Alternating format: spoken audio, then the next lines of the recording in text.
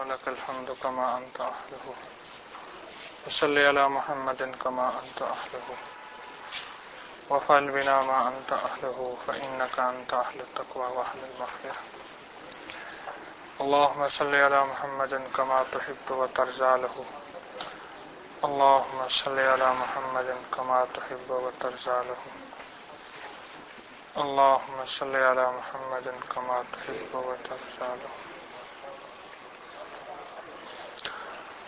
حلقہ کشف المحجوب کا آج سبق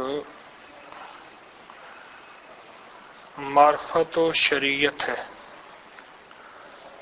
شیخ پیر علی حجویری رحمۃ اللہ تعالی علیہ نے اپنی کتاب کشف المحجوب کا ایک عنوان لکھا ہے. اس عنوان کا نام ہے معرفت و شریعت. انسان کو امور الہی اور خدا کی معرفت کا علم ہونا ضروری ہے، اور انسان پر مصلحت وقت کا علم بھی فرض ہے. جو علم وقت ضرورت اس کے کام آتا ہے. اس کا ظاہر و باطن دو قسم کا ہے. ایک علم اصول، دوسرا علم فروع. علم اصول کا ظاہر حکم شہادت ہے اور باطن معرفت الہی کی تحقیق، اور علم فروع کا ظاہر معاملات دینی کو عمل میں لانا ہے اور اس کا باطن نیت کا صحیح کرنا ہے، یعنی دل میں خالص لوجہ اللہ کام کرنے کا ارادہ. لیکن ان میں سے ہر ایک کا قیام دوسری قسم کے بغیر محال ہے. حقیقت کا ظاہر باطن کے بغیر منافقت ہے، حقیقت کا ظاہر باطن کے بغیر منافقت ہے، اور باطن ظاہر کے بغیر بے دینی ہے، اور شریعت کا ظاہر باطن کے بغیر نقصان، اور باطن بغیر ظاہر کے حوث. پس علم حقیقت کے تین رکن ہوئے. اول ذات الہی اور اس کی وحدانیت اور اس سے تشبہ کی نفی کا علم. دوم صفات الہی اور اس کے احکام کا علم. سوم افعال الہی اور ان کی حکمت کا علم. اور علم شریعت کے بھی تین رکن ہیں. اول علم کتاب الہی، دوم علم سنت نبوی صلی اللہ علیہ وسلم، سوم علم اجماع امت. اور اللہ تعالیٰ کی صفات اور ذات اور اس کے افعال کے ثابت کرنے کا علم ضروری ہونے کی دلیل اللہ تعالیٰ کا یہ قول ہے کہ جان لو کہ اللہ جل شانہ کے سوا اور کوئی معبود نہیں، اور جان لو کہ اللہ ہی تمہارا مالک ہے.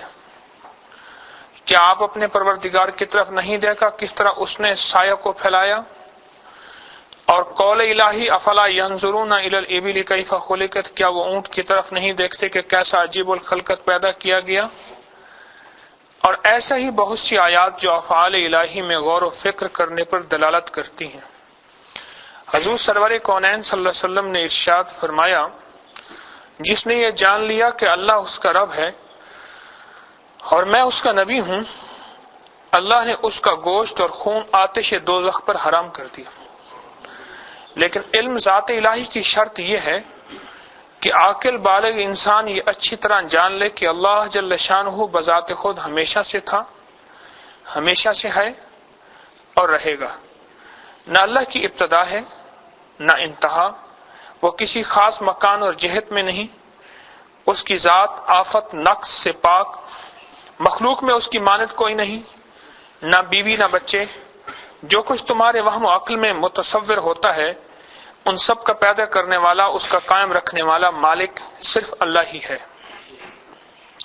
ارشاد ہوتا ہے بلا شبہ وہ سینوں کے بھیدوں کو خوب جانتا ہے، لیکن اس کے افعال کے علم کی صورت یا اس کے مطلب کے لیے یہ شرط ہے کہ تم جانو کہ اللہ جل شانہ تمام مخلوقات اور اس کے افعال کا پیدا کرنے والا ہے. شریعت کے احکام کی اثبات کی دلیل یہ ہے کہ یقین جانو کہ اللہ جل شانہ کی طرف سے ہمارے پاس اس کے رسول خارق عادات خلاف عادت معجزات لے کے آئے. جو کچھ حضور سرور کونین صلی اللہ علیہ وسلم نے پوشیدہ اور ظاہر امور کے متعلق ہمیں خبر دی وہ حق ہیں، اور شریعت کا رکن اول کتاب الہی ہے.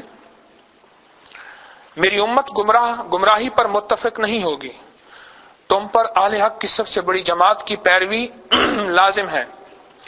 الغرض حقیقت کے احکام اتنے ہیں، اگر کوئی شخص ان سب کو جمع کرنا چاہے تو بھی نہیں کر سکتا، کیونکہ اللہ جل شانہ کے لطائف کی کوئی انتہا نہیں ہے۔ آج ہم نے جو باب پڑھا، یہ باب ہے معرفت و شریعت۔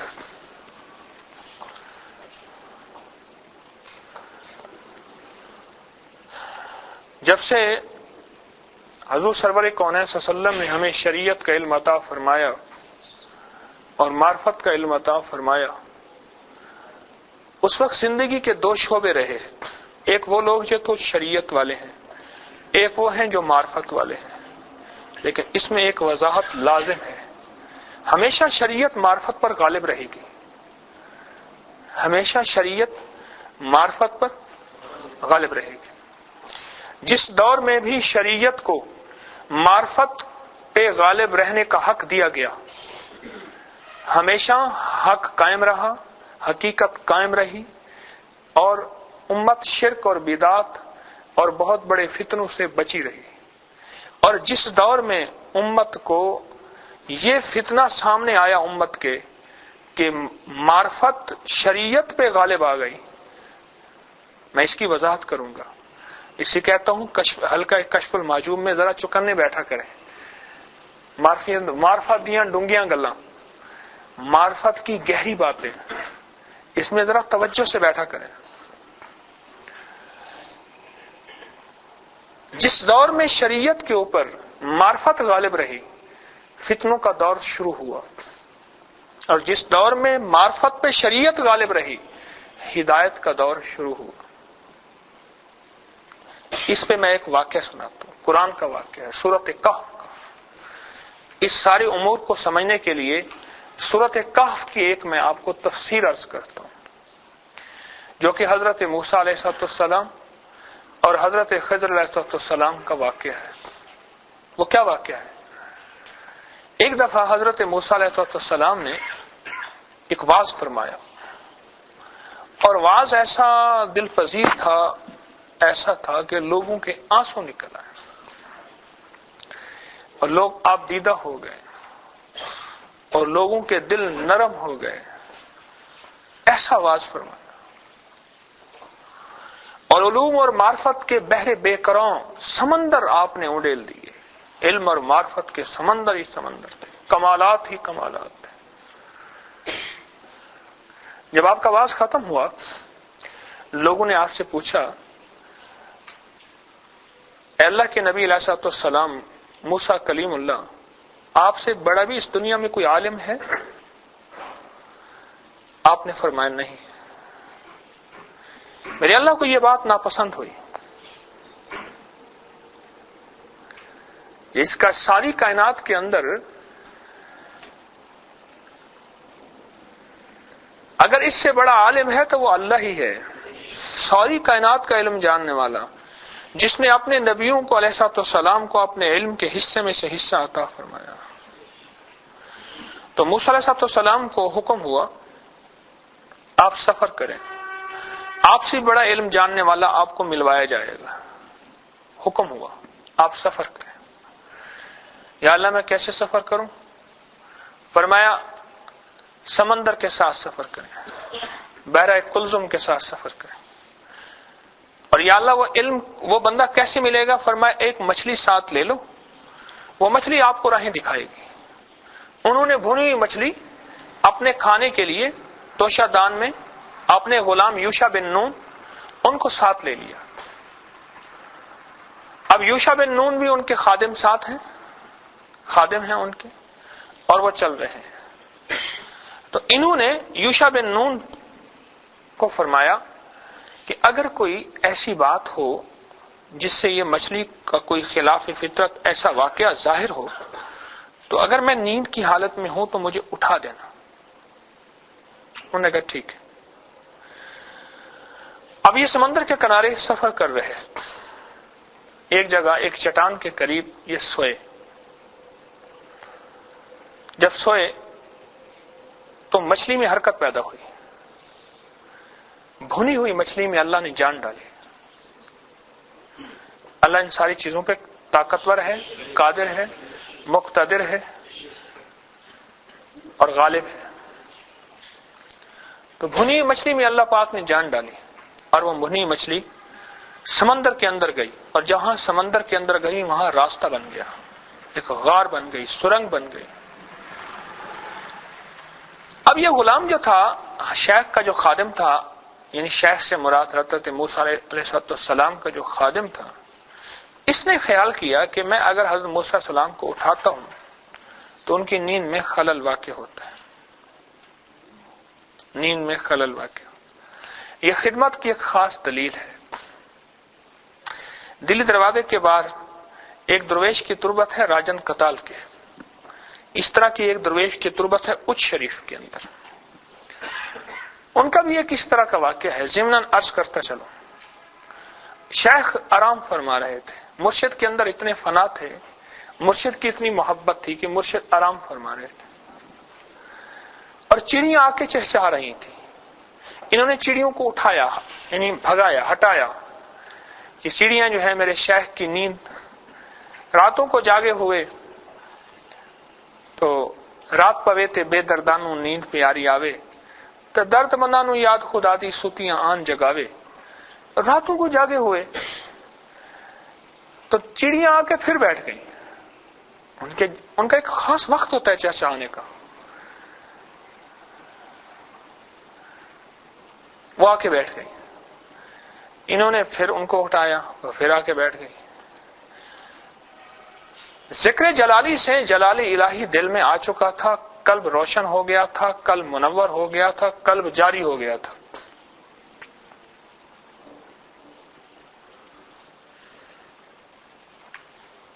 پرسوں میرے پاس آئے بیٹھے رہے چیف جسٹس خواجہ شریف، وہاں بیٹھے رہے، ان کے ساتھ ایک وکیل تھا، مجھے کل فون کیا کہ میں آپ کے ساتھ جو بیٹھا رہا وہ معرفت کی باتیں کرتے رہے، میرے دل کے اندر دھڑکن تیز ہو گئی ہے، نیند ختم ہو گئی ہے، اور بلڈ پریشر میں نے چیک کیا تو یہاں پہنچا ہوا۔ میں نے کہا خیال کرنا بلڈ پریشر ہائی نہیں ہوا، قلب جاری ہو گیا ہے، کوئی بلڈ پریشر ہائی نہیں ہوا تیرا۔ کہنے لگے وہ جسٹس صاحب کے ساتھ جو معرفت کی اور علوم کی وہ ملنے آئے تھے، دعا کے لیے آئے تھے، وہ باتیں ہوتی رہی نا، پتہ نہیں کیا ہوا مجھے، میرا بلڈ پریشر ہائی ہو گیا۔ میں کہا نہیں بلڈ پریشر ہائی نہیں ہوا، تو یہ پیرا واسطہ ہوا ہے، جب بندہ پہلی دفعہ بالغ ہوتا ہے تو عجیب کیفیات ہوتی ہے، مجھے کیا ہو گیا ہے۔ ہاں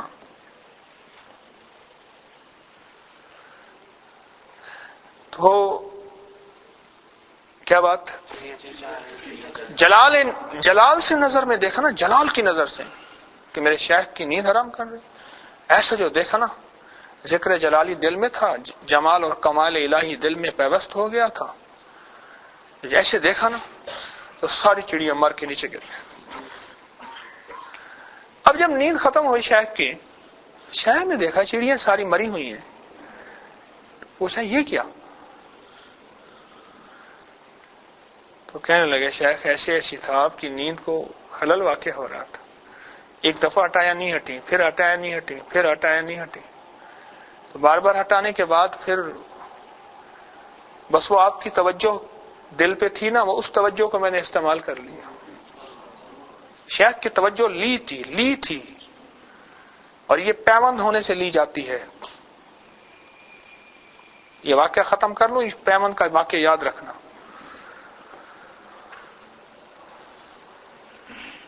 تو شیخ فرمانے لگے اس دور میں ایک ہندو راجا تھا، اس کا نام تھا راجن، اور بڑا ظالم تھا، اسے قتال کہتے تھے، قتل سے۔ شیخ نام تو اور ہے،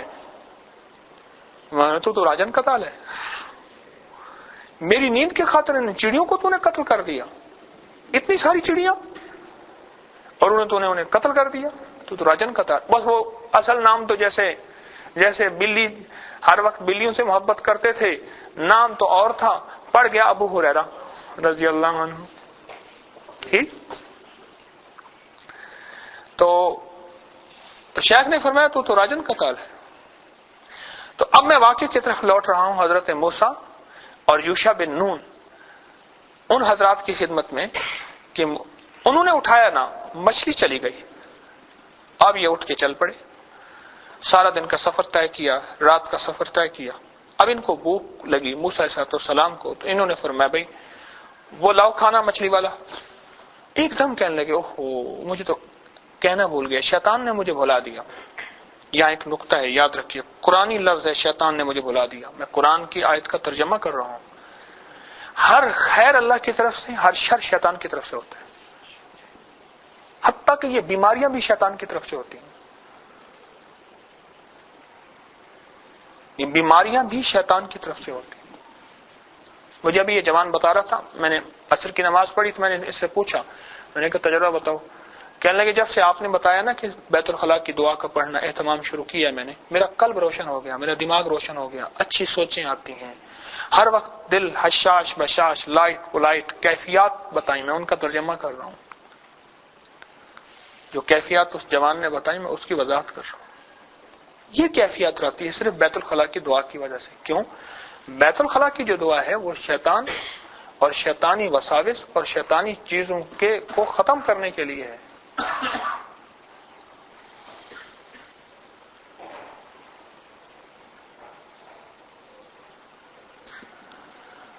اب شیخ نے فرمایا موسیٰ علیہ السلام نے واپس چلو، ہماری منزل تو وہی تھی، وہاں ایک رجال الغیب ہیں، اللہ پاک نے ان سے ملاقات کروانی ہے۔ اب واپس پلٹے، اب واپس اسی جگہ پہنچے، ایک شخص کو کھڑے پایا، السلام علیکم فرمایا۔ انہوں نے سلام کا جواب دیا اور فرمایا کہ آپ کو سلام کہاں سے سیکھا آپ نے؟ سلام اتنی بڑی نعمت ہے، سلام اتنی بڑی نعمت ہے، تو شیخ نے پوچھا سلام کہاں سے سیکھا؟ ہاں جی بلڈ پریشر تو ہائی نہیں ہے اب، یہ قلب جاری ہوا تھا، بلڈ پریشر ہائی نہیں ہوا تھا۔ تو پوچھا سلام کہاں سے سیکھا؟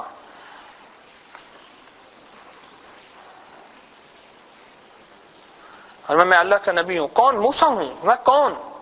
موسیٰ کلیم اللہ؟ ہاں۔ کہ اللہ پاک نے آپ کے بارے میں فرمایا کہ کوئی اپنے علم میں سے علم عطا فرمائے مجھے۔ موسیٰ علیہ السلام کو حضرت خضر علیہ السلام تھے، وہ انہوں نے فرمایا جو علم میرے پاس ہے وہ آپ کے پاس نہیں ہے، جو علم آپ کے پاس ہے وہ میرے پاس نہیں ہے، اور یہ سارے علوم اگر اکٹھے جی ہیں ارض و سما کے، وہ علوم سارے کے سارے اللہ کے پاس ہیں۔ لیکن ایک بات ہے، اب یہاں سے معرفت کی دنیا شروع ہو رہی ہے، جس میں راز و نیاز میں مستقل اس واقعے کے ساتھ، چونکہ آج ہمارا حلقہ کشف المعجوم میں جو ہمارا آج عنوان ہے وہ ہے معرفت و شریعت، اس عنوان سے یہ واقعہ سورۃ کہف کا میں آپ کی خدمت میں عرض کر رہا ہوں۔ قرآن کا واقعہ، قرآن کی زبان میں واقعہ آپ کی خدمت میں عرض کر رہا ہوں۔ پیر علی حجویری رحمۃ اللہ علیہ نے معرفت و شریعت کے نام سے جو بیان کی ہے اس کو سمجھانے کے لیے، تو موسیٰ علیہ السلام کو حضرت خضر علیہ السلام نے یہ بات فرمائی، ٹھیک ہے آپ میرے ساتھ چلیں، میرے ساتھ سفر کریں، لیکن آپ میرے ساتھ نہیں چل سکیں گے۔ کیوں؟ آپ صبر نہیں کریں گے، آپ صبر نہیں کریں گے۔ کہنے لگے آپ مجھے صبر کرنے والوں میں سے پائیں گے، آپ مجھے ساتھ چلائیں۔ اس پہ محدثین نے، فقہاء نے، علماء نے، مفسرین نے اور اہل اللہ صوفیاء نے جو تفسیریں بیان کی ہیں اس چھوٹے سے جملے کی وہ یہ بیان کی ہے کہ یہ معرفت کی جو دنیا ہے، اس دنیا میں ایسے راز و نیاز سامنے آتے ہیں جن کا عقل انسانی سے سمجھنا ماورا ہے، ما فوق الورا چیزیں ہوتی ہیں، ورا الورا چیزیں ہوتی ہیں۔ روح کی دنیا جو ہوئی، عقل کی دنیا تو ہے نہیں، روح کی دنیا ہے، اور جو روح کی دنیا ہے اس کو سمجھنا ہر شخص کے بس کا کام نہیں ہے، تو اس کے لیے واحد چیز صبر ہے، بس سیدھی سی بات ہے۔ صبر یہ ہے کہ مجھے کوئی خبر نہیں، خبر دینے والے کو خبر ہے، سمجھ آ جائے آمنا، سمجھ نہ آئے آمنا، سمجھ آ جائے صدقنا، سمجھ نہ آئے صدقنا، مجھے کوئی خبر نہیں۔ تو خضر علیہ السلام نے موسیٰ السلام سے پہلے عہد و پیمان کیا، یہ عہد و پیمان یہی ہے کہ آپ صبر نہیں کریں گے، آپ ٹھیک ہے مجھ سے کچھ سیکھنے کے لیے آئے ہیں، لیکن آپ کے اندر میں صبر کروں گا، چلو ٹھیک چل پڑے. اب یہ 3 حضرات کا قافلہ ہے، یہ چل پڑا. آگے سمندر کے کنارے انہوں نے سمندر میں سفر کرنا تھا. ایک بڑی سی کشتی، چھوٹا جہاز آ گیا. وہ کشتی والے خضر علیہ السلام کو جانتے تھے، بڑے اعزاز و اکرام سے. موسیٰ علیہ السلام کو نہیں جانتے تھے. انہیں بٹھایا اور پیسے نہیں لیے، اجرت نہیں لی. اس میں ایک اور نقطہ آتا ہے، راہ وفا میں چلتے ہوئے اگر بغیر غرض اور بغیر طمع کے، جس میں اشراف نفس نہ ہو. نقطہ یاد رکھیے گا، اشراف نفس. اشراف نفس کہتے ہیں نفس کی چاہت. ایک ہے زبان کا سوال، ایک ہے دل کا سوال. لفظ سمجھے؟ ایک ہے زبان کا سوال، ایک ہے اشراف نفس کہتے ہیں دل کے سوال کو. راہ معرفت میں چلتے ہوئے اگر دل کا سوال پیدا ہو رہا تو یہ طمع ہے، یہ غرض ہے، یہ انسان کے لیے اور معرفت کے راہی کے لیے نہایت سم قاتل ہے، زہر ہے، زہر. حضرت حکیم امت رحمۃ اللہ علیہ کے پاس ایک بندہ ہدیہ لے آیا. تو شیخ کی خدمت میں ہدیہ لے آیا نا. جب ہدیہ آیا تو آپ نے لینے سے انکار کر دیا. حضرت آپ تو ہدیہ مجھ سے لیتے ہی ہیں، قبول فرماتے ہیں، مجھ سے تو قبول کرتے ہیں. میں ہاں کرتا ہوں. اب کی بار تجھے آیا نا، دیکھا تو میرے جی میں آیا کہ ہدیہ لایا ہوگا، میرے نفس کا سوال پیدا ہو گیا تھا. اب یہ اشراف نفس پیدا ہو گیا، نفس کا سوال پیدا ہو گیا ہے. ہدیہ لینا میرے لیے حلال ہے لیکن تقوی کے اعتبار سے اچھا نہیں ہے، لہذا میں آج نہیں لیتا. کہتے ہیں نا وزیر با تدبیر. وہ حضرت کا مرید بھی با تدبیر تھا. جب دل میں خلوص ہو، للہیت ہو، تو پھر وہ راہیں عشق خود دکھا دیتا ہے. عشق محبت کی آگاہیاں خود دیتا ہے. وہ چلا گیا، پھر آ گیا.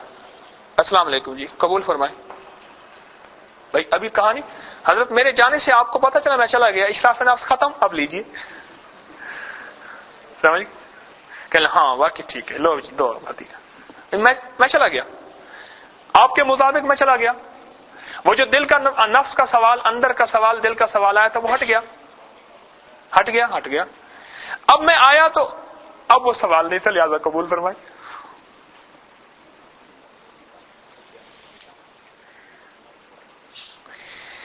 تو انہوں نے کرایہ نہیں لیا.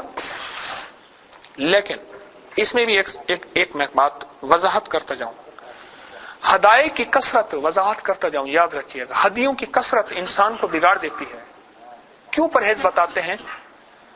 میٹھا حلال ہے، میٹھا حلال ہے، جائز ہے، لیکن جس کو شوگر ہو جائے پھر اس کے لیے بیماری. حلال کو بتا دیتے ہیں کہ مت کھاؤ. میرے پیر مرشدی رحمت اللہ علیہ تعالی علیہ حجویری رحمت اللہ علیہ ایک بات فرمایا کرتے تھے. خواجہ حجویری فرماتے تھے کہ وہ شخص جس کو شوگر ہے وہ شخص، غور سے سمجھیے گا، جس کو شوگر ہے وہ شخص جو ہے اس کو میٹھا کہہ دیتے ہیں، منع ہے. اس طرح وہ شخص جس کے ایمان کی سطح کمزور ہے وہ ہدیہ لینے میں احتیاط کرے.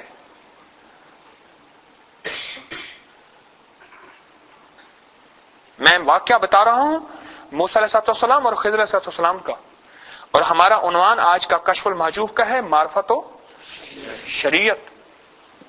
پیر علی حجویری رحمت اللہ علیہ کے یہ واقعہ میں بتا رہا ہوں، قرآن کے حوالے سے سورۃ کہف کی تفسیر بتا رہا ہوں.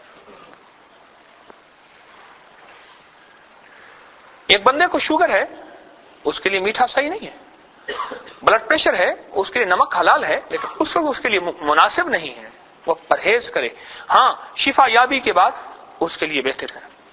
میں اس واقعے سے، قرآنی واقعے سے راز و رموز اور راہی اور سالک کے لیے کچھ زندگی کی ترتیبیں عرض کر رہا ہوں. سالک کے لیے کہ سالک کو کیسے چلنا چاہیے.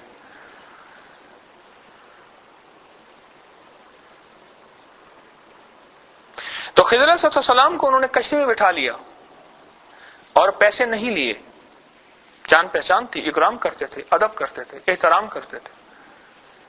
اس پہ ایک اور بات سامنے آئی کہ فقیر طمع نہیں کرتا. فقیر جب فقیر ہوتا ہے اس کے دل کی دنیا میں کیفیات اللہ والی ہو جاتی ہیں، اس کی نظر دنیا سے ہٹ جاتی ہے، تو پھر تما نہیں کرتا، کوئی دے دے تو منع نہیں کرتا، آ جائے تو جمع نہیں کرتا۔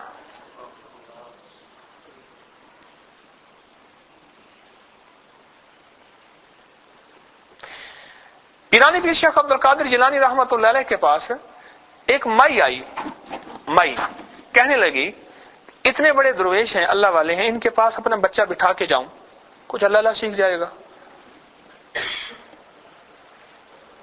اللہ اکبر، عرصے کے بعد آئی، کچھ سیکھ گیا ہوگا، قدرتی وقت لنگر کا تھا۔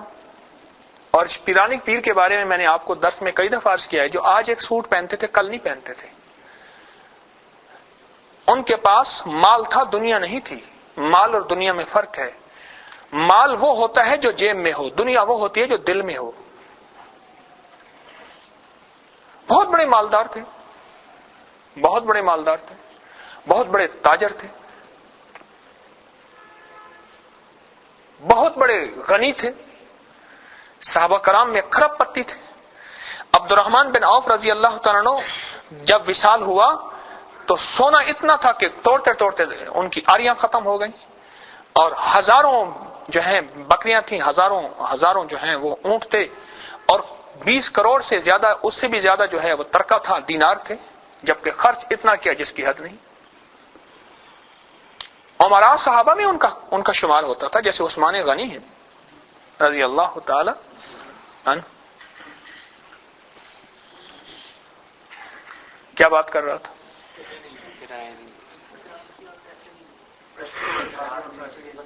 ابھی کیا بات؟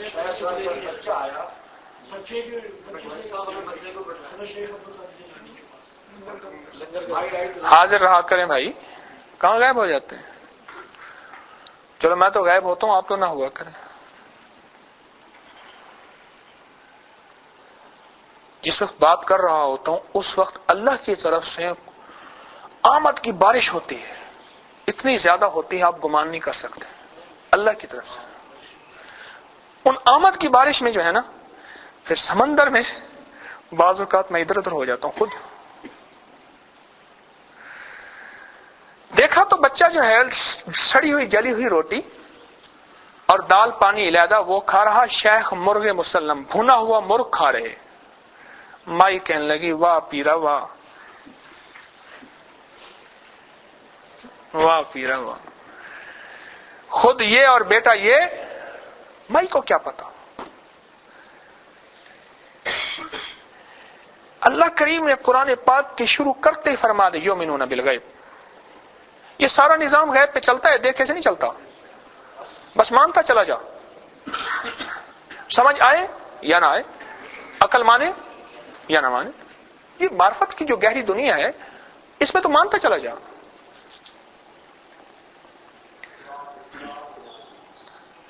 تو شیخ سے فرمایا کہ اس نے مائی نے عرض کیا کہ حضرت یہ کیا؟ فرمایا یہ مبتدی ہے، ہم منتہی ہیں، ہم نے ابتدا ایسے کی تھی، جب ہمارے مقام پہ پہنچے گا پھر اس کو مرغی کے مزے نہیں آئیں گے، اس میں اللہ کے مزے آئیں گے، اور ابھی کھلا دیا تو یہ مرغ کے مزے لے گا اور لذات دنیا میں کھو جائے گا، اور یہی لذات دنیا سے نکالنا مطلوب ہے۔ ساری معرفت، ساری شریعت، ساری طریقت کا مطلوب ان لذات سے نکالنا مطلوب ہے، ان لذتوں سے نکالنا مطلوب ہے۔ تو اس لیے ہم نے ابتدا یہاں سے کی تھی، انتہا یہاں پہ، لانا یہاں پہ ہے۔ جب آ جائے گا پھر ہم مرغ بھی کھائیں گے کہ دنیا کے مشغلوں میں ہم باخدا رہے، کہ دنیا کے مشغلوں میں سب کے ساتھ رہتے ہوئے سب سے جدا رہے۔ اتنی بڑی تجارت ہے پیرانی پیر شیخ عبد القادر جیلانی رحمۃ اللہ علیہ کی۔ اور اگلی انوکھی بات بتاؤں، عشرہ مبشرہ کے سارے صحابہ تاجر ہیں، ایک صحابی بھی ایسا نہیں ہے۔ عشرہ مبشرہ میں جتنے صحابہ ہیں وہ سارے تاجر ہیں، ذمہ دار نہیں ہیں۔ وہ 10 صحابہ جن کی دنیا میں سرور کونین صلی اللہ علیہ وسلم نے بشارت دی ہے، وہ 10 صحابہ جن کی سرور کونین صلی اللہ علیہ وسلم نے بشارت دی، وہ سارے تاجر ہیں۔ اسلام کی تاریخ اٹھا کے دیکھیں، ان کی تجارت انہیں اللہ کی محبت سے غافل نہیں کر سکی۔ کہنے کا مطلب یہ ہے پیرانی پیر شیخ عبد القادر جیلانی رحمۃ اللہ علیہ تاجر ہیں، خواجہ عبید اللہ احرار رحمۃ اللہ علیہ سلسلہ نقشبندیہ قادریہ سہروردیہ کے بہت بڑے شہنشاہ ہیں. وہ تاجر تھے. گھوڑے کے نال سونے کے، کھونٹا جو خیمہ ہے وہ بھی سونے کا، خیمہ ریشم کا، جوتیوں کے اوپر ہیرے لگے ہوئے ہیں. واہ. اور مرشد یہ ہیں. اور مرید کون ہے؟ شیخ عبد الرحمن جامی رحمت اللہ علیہ، جن کے بارے میں سرور کونین نے فرمایا کہ ان کو میرے روزے کے قریب نہ آنے دینا. گورنر مدینہ کو بار بار خواب آ رہا ہے، ان کو میرے روزے کے قریب نہ آنے دینا. انہوں نے سمجھا شاید کوئی مجرم ہے، انہوں نے پکڑ کے گرفتار کر دیا. خواب میں آیا، دشمن نہیں تھا، دوست تھا. یہ ایک ربائی لکھ کے آ رہا ہے، زے محجور یہ برآمد، ایک ربائی لکھ کے آ رہا ہے، ایک نعت شریف لکھ کے آ رہا ہے ہماری محبت کے اندر. اور وہ نعت شریف لکھ کے آ رہے، اگر اس نے ہمارے روزے پہ پڑھ دی، ہاتھ مبارک باہر آ جائے گا، فتنے کھڑے ہو جائیں گے، اس کو آنے نہ دو. مسافے کے لیے دستے نبوی صلی اللہ علیہ وسلم چھوڑ دیا، لیکن پہرے لگا دیے کہ جائے نہ. عاشق کہاں رکتا ہے؟ عاشق تو عاشق ہوتا ہے.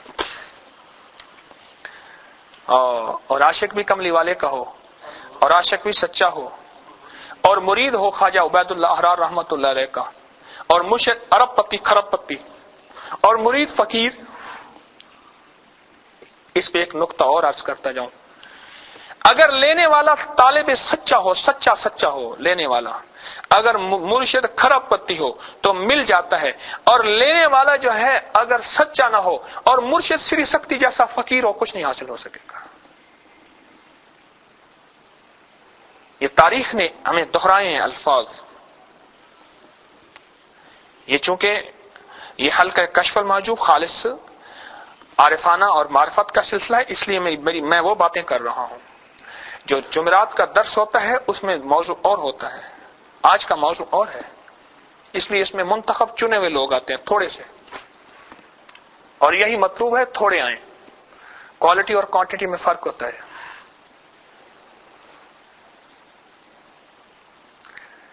تو کشتی میں بیٹھے حضرت خضر علیہ السلام، انہوں نے کرایہ نہیں لیا. اس کرایہ نہ لینے پہ میں نے یہ ساری باتیں عرض کی ہیں، یہ ساری وضاحتیں عرض کی ہیں کہ اشراف نفس نہ ہو، نفس کا طمع نہ ہو، جس کو میں نے ایک کہا ہے کہ ایک زبان کا سوال ہے اور ایک دل کا سوال ہے. اور عارف کے لیے جو شہر معرفت ہے اس کے لیے دل کا سوال حرام ہے، اور جو معرفت کا شہر معرفت نہیں ہے اس کے لیے دل کا سوال حرام نہیں ہے. جس طرح انبیاء پہ تہجد کی نماز کیا تھی؟ فرض تھی. درجات ہوتے ہیں. امت کے لیے تہجد فرض نہیں ہے، نفل ہے، پڑھ لے ثواب، نہیں پڑھا گناہ نہیں.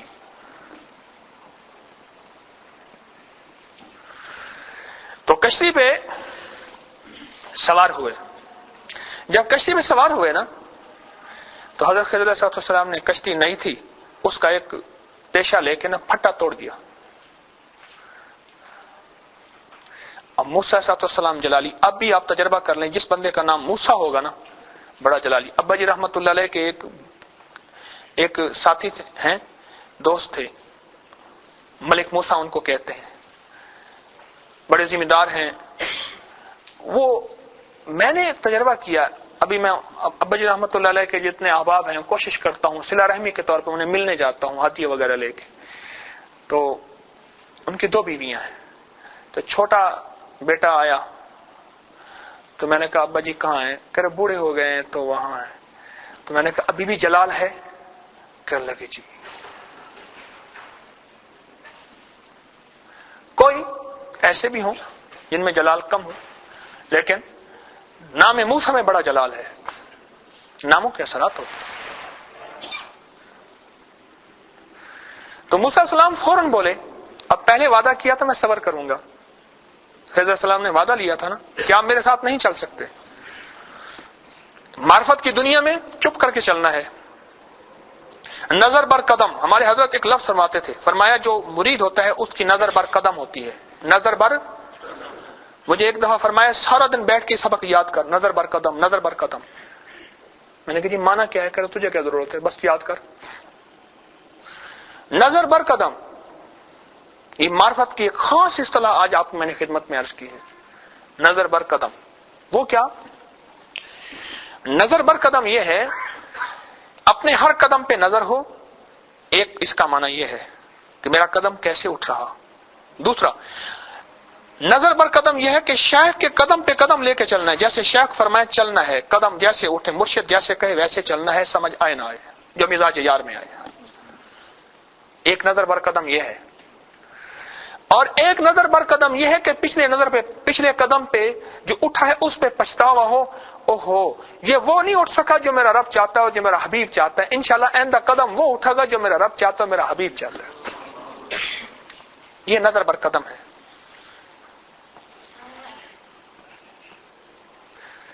تو بول پڑے موسیٰ علیہ السلام، یہ آپ نے پھٹا توڑ دیا. میں پوچھا، میں نے آپ سے کہا نہیں، آپ حضرات تھوڑا سا پیچھے والے ادھر ہو جائیں، آنے والے حضرات تھوڑا سا اٹھ جائیں. بہت ساری جگہ ادھر ہے، اٹھ جائیں، اللہ آپ کو جزائے خیر دے. اٹھنے میں برکت ہے، خیر ہے انشاءاللہ. اب آگے تشریف لیں. اب موسیٰ علیہ السلام جو ہے فوراً بول پڑے. ایک انہوں نے کشتی نئی تھی، دوسرا انہوں نے کرایہ نہیں لیا، ہمارا اکرام کیا، ہم سے محبت کی. شیخ آپ نے ان کا پھٹا توڑ دیا. میں دیکھو بول پڑے نا. اب قرآن نے جو لفظ بیان کیا ہے کہ موسیٰ علیہ السلام نے کوئی وضاحت، کوئی لاجک، کوئی جسٹیفیکیشن کچھ نہیں فرمایا، فوراً معذرت کہی کہ مجھ سے غلطی ہو گئی. ہمارا سیکھنے والا جو ہے اپنی غلطی کی کوئی دلیل نہ دے. اگر دلیل دے گا سیکھ نہیں سکے گا، سمجھ نہیں آئے گی، اسے عقل نہیں مانے گی. اپنی غلطی کا فوراً اعتراف کر لے گا، ٹھیک ہے.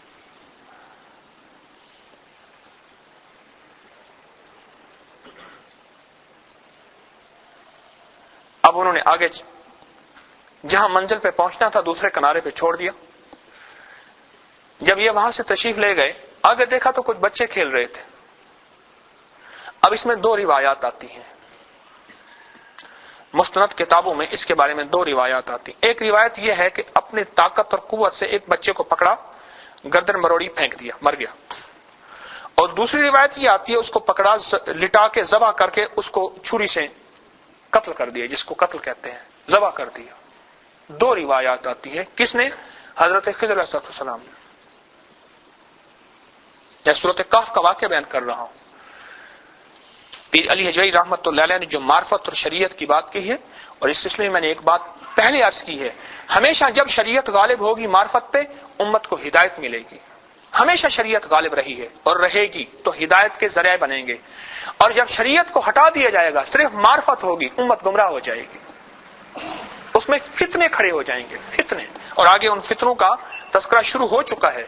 آئندہ کشف المحجوب میں ان فتنوں کے بارے میں ہم انشاءاللہ پڑھیں گے. پیر علی حجویری رحمۃ اللہ علیہ نے جو فرمایا ہے وہ آئندہ سبق میں انشاءاللہ ہوگا. اب اس میں دو روایات ہیں، ایک میں ذبح کر دیا، ایک میں گردن مروڑ دی. اب یہ پھر بول پڑے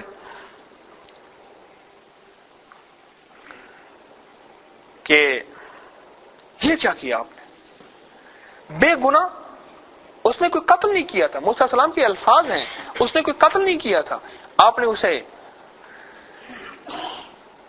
مار دیا، اسے ختم کر دیا. وہ خضر علیہ السلام پھر فرمان لے گئے، دیکھا پھر بول پڑے نا. اوہو، پھر ندامت ہوئی. اور موسیٰ علیہ السلام فرمان لے گئے، اچھا میں اگر اب بولا تو آپ مجھے جدا کر دیجیے گا، اب نہیں بولوں گا.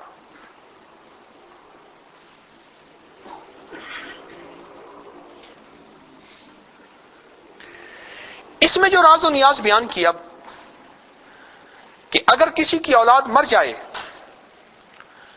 اسے اللہ کی طرف سے سمجھے کہ کیا پتا. پھر موسیٰ علیہ السلام نے کو بعد میں جو خضر علیہ السلام نے فرمایا نا، بعد میں وہ یہی فرمایا، ان کے والدین صالح تھے، نیک تھے، یہ بڑا ہو کہ والدین کی گمراہی کا ذریعہ بنتا، ان کی آخرت کو برباد کرنے کا ذریعہ بنتا، یہ شریر بدماش بنتا اور بہت بڑے جرائم کا ذریعہ بنتا. ہم نے اس کو ختم کر کے والدین کی آخرت کو بچا لیا ہے. اور پھر اللہ جل شانہ سے یہ دعا بھی کی ہے کہ الہی ان کو بدل بھی عطا فرما اس دنیا کے اندر کے، اور صالح بیٹا عطا فرما. اس پہ ایک راز جو کھلتا ہے وہ یہ ہے کہ مشیت الہی چاہے وہ بیٹے کی شکل میں ہے، مال چھیننے کی شکل میں ہے، اولاد چھیننے کی شکل میں ہے، صحت چھیننے کی شکل میں ہے، کسی بھی چیز کی چھیننے کی شکل میں ہے، وہ مشیت الہی جو ہے وہ ہر چیز پہ غالب ہے.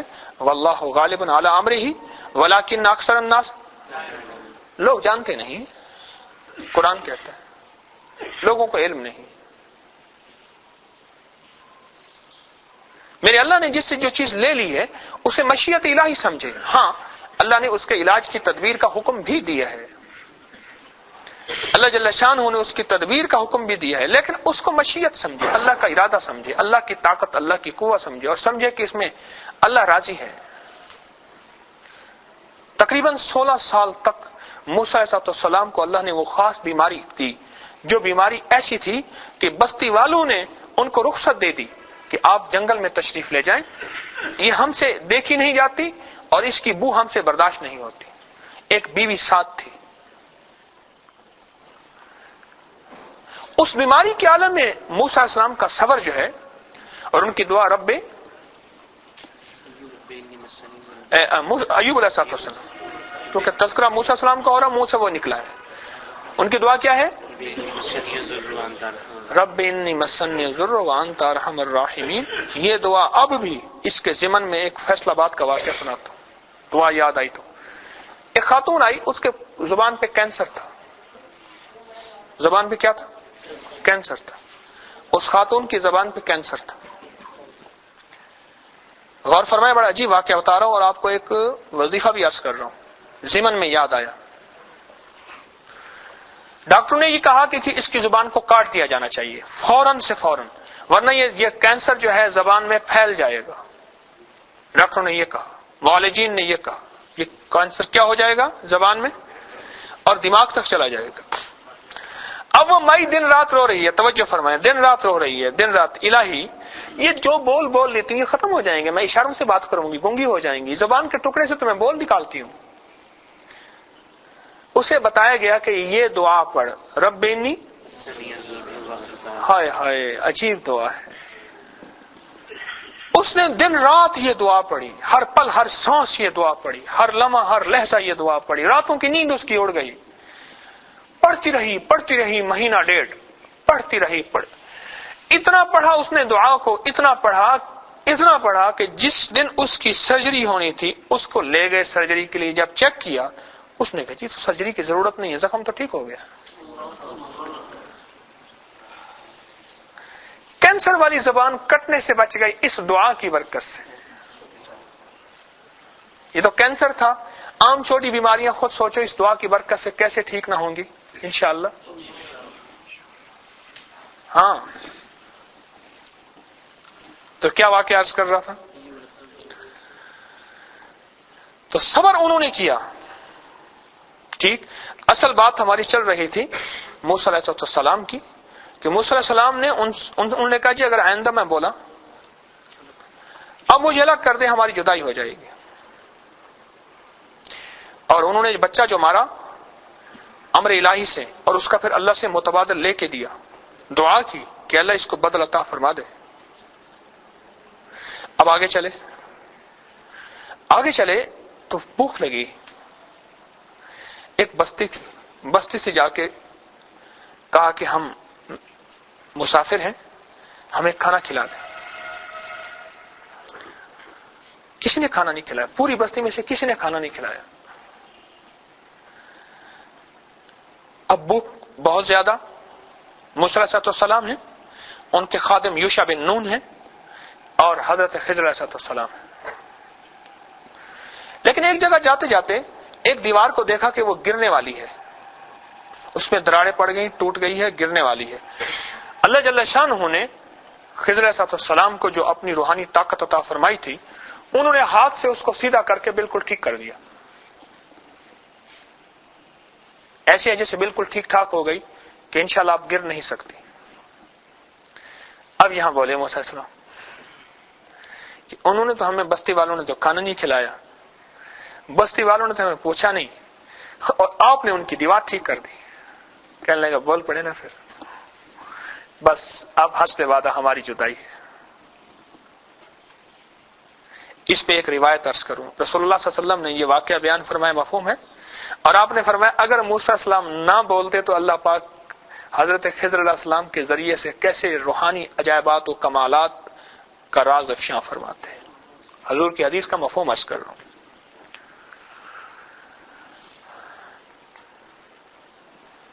موسیٰ علیہ السلام نے بعد میں فرمایا کہ میں نے ان کی دیوار ٹھیک اس لیے کی، یہ 2 یتیم بچے ہیں، ان کا باپ نیک اور صالح ہے، تھا، فوت ہو گیا، اس کے نیچے خزانہ ہے، اور جو خزانہ ہے اگر دیوار گر جاتی لوگ لوٹ لیتے. اب اس میں کچھ راز و نیاز معرفت اس قرآنی واقعے میں عرض کرتا ہوں. محدثین نے ایک عجیب بات اس میں لکھی ہے. وہ لکھتے ہیں وہ لوگ کھانا نہیں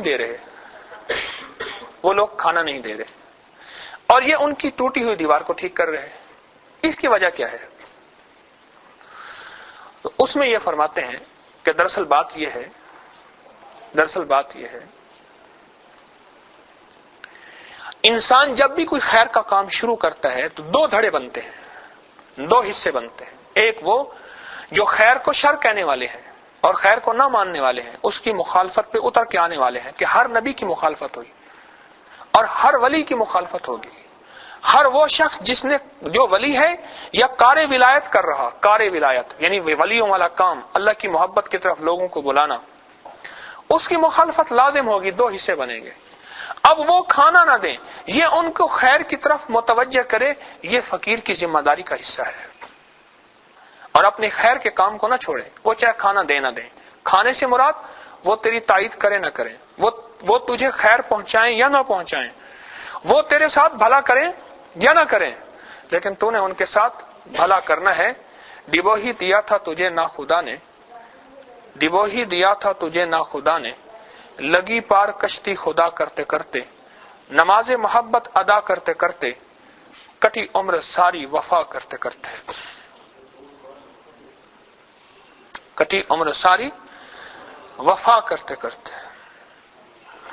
موسیٰ علیہ السلام کا یہ واقعہ سارا کا سارا جو میں نے آپ کی خدمت میں عرض کیا آج کے ہمارے سبق معرفت و شریعت میں، وہ یہ ہے علوم 2 قسم کے ہیں، ایک علوم ظاہری، ایک علوم باطنی. عالم 2 قسم کے ہیں، ایک عالم ظاہر، ایک عالم باطن. اصحاب 2 قسم کے ہیں، ایک اصحاب تکوین کہتے ہیں، ایک اصحاب شریعت کہتے ہیں. جو اصحاب تکوین ہیں ان میں یہ رجال الغیب ہوتے ہیں، جن میں ابدال کہتے ہیں، جن میں غوث کہتے ہیں، جن میں قطب کہتے ہیں، جس میں قطب مدار کہتے ہیں، قطب عالم کہتے ہیں. یہ ان کی وضاحتیں ہیں، عہدے ہیں عالم کے سارے نظام کے. ہمارے حضرت رحمت اللہ علیہ نے ایک دفعہ ایک عجیب بات فرمائی. فرمانے لگے قیام مدینہ میں، چونکہ وہ دلی کے تھے میرے شیخ حجویری رحمت اللہ علیہ، تو فرمانے لگے میں ایک رباط میں رہتا تھا، وہاں فقراء مدینہ کے لیے رباطیں، اب بھی رباطیں ہیں، بہت سی ختم ہو گئی، کچھ رباطیں اب بھی ہیں. بڑے رئیس عمرا وہاں مکانات بناتے تھے، انہیں رباطیں کہتے ہیں، مسافر خانے جسے کہیں. اب بھی نواب بہاولپور کی 3 رباطیں وہاں موجود ہیں. نواب بہاولپور جب گیا تھا بحری جہاز پورا بھر کے گیا تھا، اپنی مرسڈیز گاڑیاں، رولز رائس گاڑیاں اس میں ساتھ تھیں، اور وہ ساری گاڑیاں امیر مکہ کو دے کے آیا تھا، شاہ فہد کے والد کو. غربت تھی، تنگ دستی بہت زیادہ تھی. لوگ یہاں سے ہدایے لے کے جاتے تھے ان حضرات کے لیے. تو شیخ نے ایک بات عجیب فرمائی جو میں عرض کرنا چاہتا ہوں. فرمانے لگے ایک رباط میں تھا کہ ایک دلی کے درویش تھے، ان کا نام محمد الیاس تھا، فقیر آدمی تھے.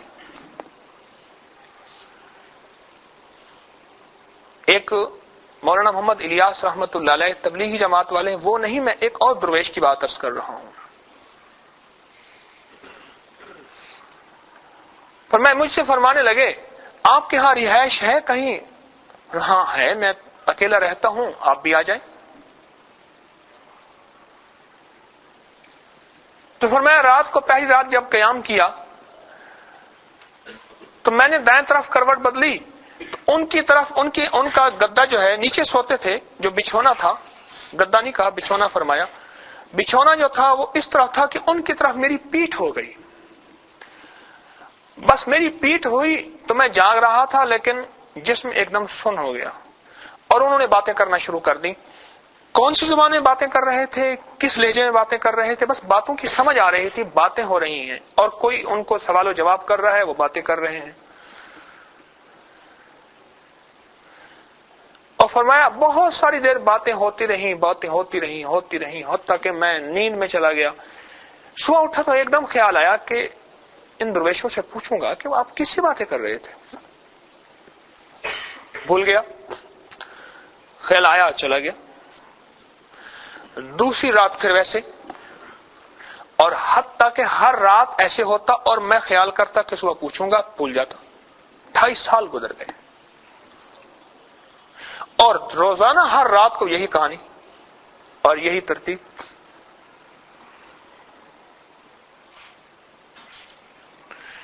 2.5 سال کے بعد ایک دفعہ صبح تکلیف ہوئی انہیں، اور ظہر کے وقت جو ہے وہ فوت ہو گیا۔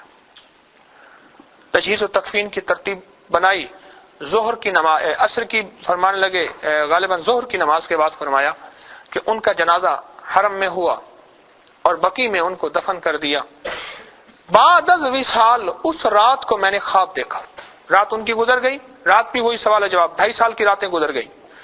میں نے وصال دیکھا کہ اے شیخ تو خوش قسمت ہے کہ تجھے جو ہے ایک ابدال کی صحبت نصیب ہو گئی تھی، اور ابدال تیرے پاس بھیجا ہم نے اس لیے تھا، ابدال کہتے اسے ہیں کہ جب وہ اس دنیا سے رخصت ہو جائے تو اس کا بدل پہلے سے تیار ہو، لہذا اس وقت وہ ذمہ داری آپ کو دی جاتی ہے۔ یہ آج واقعہ میں نے پہلی دفعہ عرض کی ہے، اور اس کے بعد وہ اس موضوع کے اور شیخ کے واقعات ہیں، اس وقت ہمارا موضوع یہ نہیں۔ ایک تکوینی عالم ہے جو ہماری نظروں سے ماورا ہے۔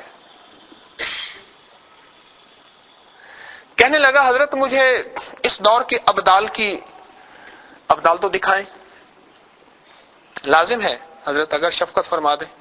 اچھا فرمایا ٹھیک ہے، تو یہاں سے جا لاہور سے، اور بس پکڑ بہاولپور کی، وہاں سے آگے جا خیرپور ٹامے والی، وہاں سے آگے جا قائم پور ایک جگہ آئے گی، وہاں سے آگے جا جمال پور آئے گا، جمال پور ایک چھوٹی سی بستی ہے، وہاں ایک جوتیاں گانٹنے والا بیٹھا ہے، اس سے مسافہ کر کے ہمارے سلام کہنا، پھر جو وہ جواب دے پھر جواب لے کے آ جانا۔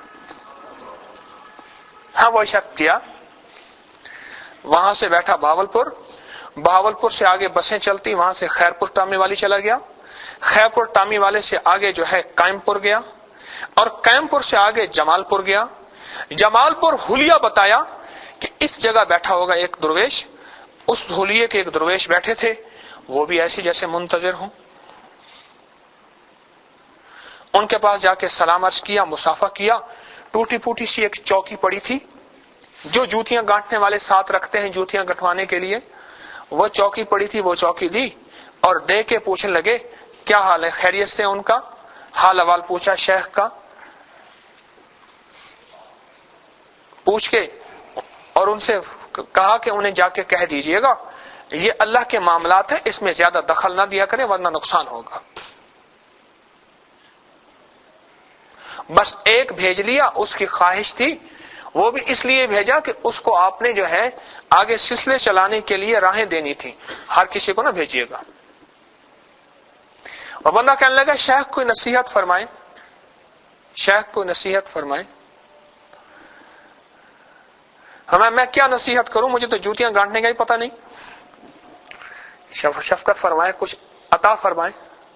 کوئی نصیحت فرمائے. فرمایا 3 چیزیں دیتا ہوں. کھانا کھا کے پچھتانا، یہ بڑے راز کی بات ہے. کھانا کھا کے استغفار کرنا، پچھتانا، اور باوضو رہنا، اور مال کو ایسے سمجھنا جیسے امانت ہے اور اس کو ہر وقت اپنے سے دور رکھنے کی کوشش کرنا. اور جاؤ، جب حکم ملا جانے کا تو پکڑ لیا. فرمایا بیٹھ جاؤ، یہ تم نے نصیحت مانگی تھی، ایک ہم اپنی عطا کر رہے ہیں. رہنا ایسے جیسے کوئی سمجھے کہ یہ بہت بڑا تونگر اور غنی ہے، تاکہ تمہاری چال سے، حال سے، کیل سے، کال سے سوال کی کیفیت پیدا نہ ہو. اگر فقیری بن کے رہے، فقیری حالت میں، اگلا سمجھے گا بیچارہ کوئی سوالی ہے. رہنا اس حالت میں جیسے اگلا یہ سمجھے کہ تم خود بہت بڑے تمنگر ہو، لیکن مال کی دنیا سے اپنے کو قریب نہ آنے دینا. وہ فرمایا، پھر یہ آگے شیخ نے اگلی وضاحت فرمائی اس شخص کو. فرمایا اچھا، انہوں نے آ کے سلام کی، جواب دیا، ان کو عرض کیا، مسکرا دیے. فرمایا پتہ ہے کیوں کہا؟ کہ حضرت حسن رضی اللہ تعالیٰ عنہ گھوڑے پہ تشریف لے جا رہے تھے. اس دور کی سب سے بڑی قیمتی مرسڈیز گاڑی، اس سے بھی زیادہ قیمتی گھوڑا. یعنی اب بھی گھوڑے گاڑیوں سے بہت قیمتی ہیں، گاڑیاں ان کے مقابلے میں کچھ بھی نہیں. تو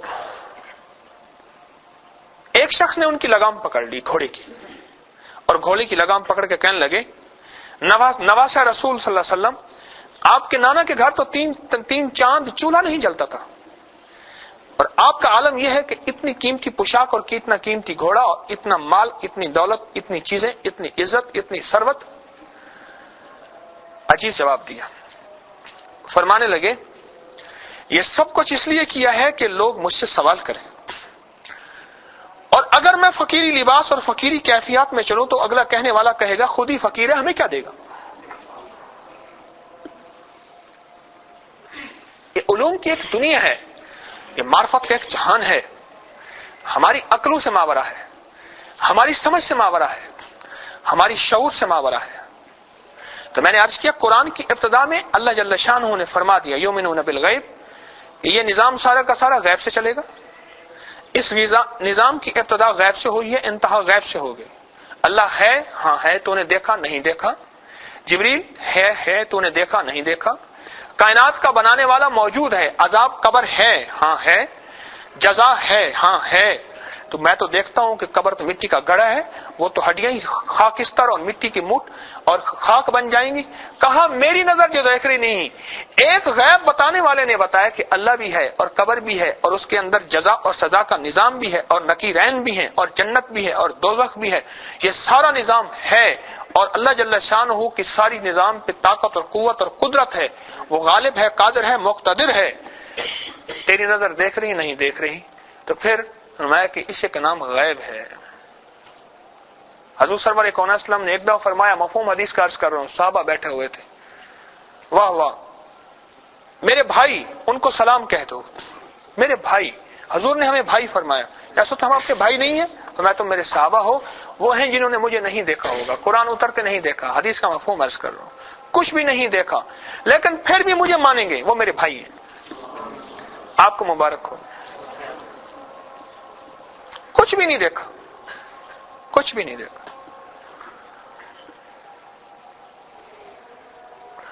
یہ تکوینی علوم، یہ غیب کے علوم، یہ روحانی دنیا، یہ معرفت کی دنیا، اگر اس پہ شریعت غالب رہے گی تو انسان بڑی اونچی پرواز کرتا ہے، بہت اونچا اٹھتا ہے، بہت اونچا چلتا ہے، اگر اس پہ شریعت غالب رہے گی. اگر شریعت سے نکل گیا اور اپنی مرضی سے اس علوم کو طے کرنا شروع کر دیا، ادھر کی کتاب پڑھ، ادھر کی کتاب پڑھ، تو یہ گمراہ ہو جائے گا، گمراہ کرے گا. اور ان گمراہ لوگوں کا سلسلہ آئندہ آ رہا ہے، سلسلہ آئندہ آ رہا ہے. شیخ نے فرمایا گمراہ گروہ جتنے بھی تھے، یہ کتاب آج سے تقریباً 1150 سال پہلے لکھی گئی ہے. 1100 سال پہلے گمراہ فتنے تھے، جنہوں نے صوفیت کے نام پہ، جنہوں نے معرفت کے نام پہ، جنہوں نے شریعت کے نام پہ، جنہوں نے طریقت کے نام پہ، جنہوں نے خانقاہ کے نام پہ ایسے ایسے فتنے جاری کیے جن کا تعلق نہ قرآن میں ہے، نہ حدیث میں ہے، نہ صحابہ میں ہے، نہ تابعین میں ہے، نہ تبع تابعین میں ہے، نہ محدثین میں ہے، اپنے خیالات کی دنیا میں ایسی چیزیں ثابت کرنے کی کوشش کی اور اس دور کے بے شمار لوگوں کو گمراہ کیا۔ ہر دور میں گمراہوں کے ساتھ گمراہ مل جایا کرتے ہیں۔ اس لیے میرے شیخ رحمت اللہ علیہ فرماتے تھے، کبھی بھی تصوف اور روحانیت کی کتاب، جس طرح بخاری شریف طلبہ استاد سے پڑھتے ہیں پڑھتے ہیں نا، وہ بخاری شریف اٹھا کے پڑھنا شروع کر دیں کہ نہیں آج اتنی حدیثیں پڑھی ہیں، استاد سے پڑھتے ہیں۔ فزکس کیمسٹری اٹھا کے پڑھنا شروع کر دیں، انگلش عربی یا جغرافیہ اور دوسرے علوم پڑھنا شروع کر دیں کہ نہیں استاد سے پڑھیں گے۔ ہمارے حضرت رحمت اللہ علیہ شیخ فرماتے تھے اسی طرح یہ کشف المحجوب بھی کسی استاد سے پڑھنا، اور معرفت کی کوئی کتاب ہو کسی استاد سے پڑھنا۔ استاد سے پڑھو گے فتنوں سے بچے رہو گے، اگر ورنہ تو اتنے بڑے فتنے آئیں گے آپ اپنے آپ کو ہدایت پہ سمجھو گے جبکہ ہوگو فتنے پہ اور گمراہی پہ ہوگے۔ چٹائیے کہ پیمند کا واقعہ یاد نہیں رہا، اچھا کیا یاد دلا دیا۔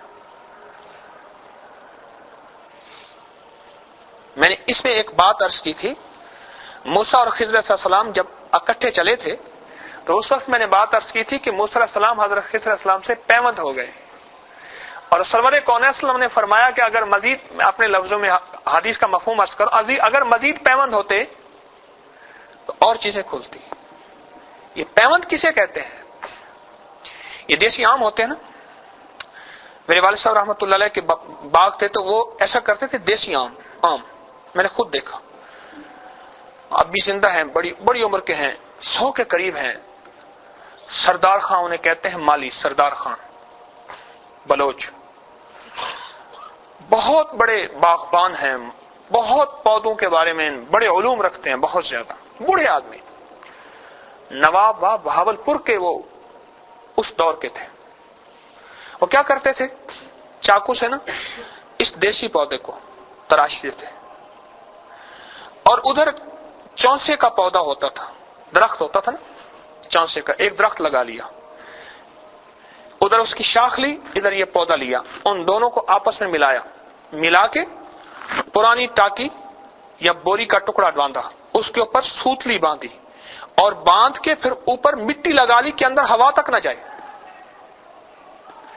اور یہ جو چھوٹا پودا ہے نا دیسی آم کا، اس چونسے انور اٹور یا جتنا بھی فجری اچھی نسل کے آم ہیں ان کے ساتھ باندھ دیا جاتا تھا۔ اس کو نیچے مٹی ہوتی تھی اور اس کے اندر بوری بندی ہوتی ہے تاکہ یہ پودا اپنی خوراک خود لے، اس سے نہ لے، بے غرض ہو کے اس کے ساتھ پیوند کرے۔ میری باتوں میں سمجھ آ رہی؟ اب روز اس کو پانی دیا جاتا تھا، اس کے ساتھ اتنا بڑا مٹی ہوتی تھی نا اس کی جڑوں کے ساتھ، اور اس کو اس کے نیچے ٹیکیاں دی جاتی تھی، سٹول بنے ہوتے تھے، اور اس پیوند کے ساتھ لگا ہوا ہے۔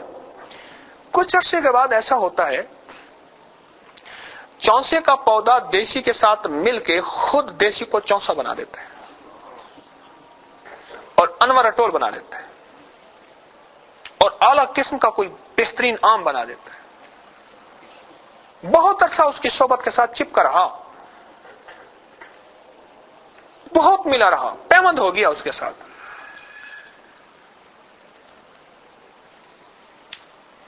اور پھر اس کی قلم کاٹ دیتے ہیں، اس درخت سے اس کو ہٹا دیتے ہیں۔ جب درخت سے ہٹاتے ہیں، پہلے دیسی تھا، اس پودے کی کوئی قیمت نہیں تھی، اب وہ بہترین آم کا پودا ہے، اب اس کی سینکڑوں ہزاروں روپے ایک پودے کی قیمت ہے۔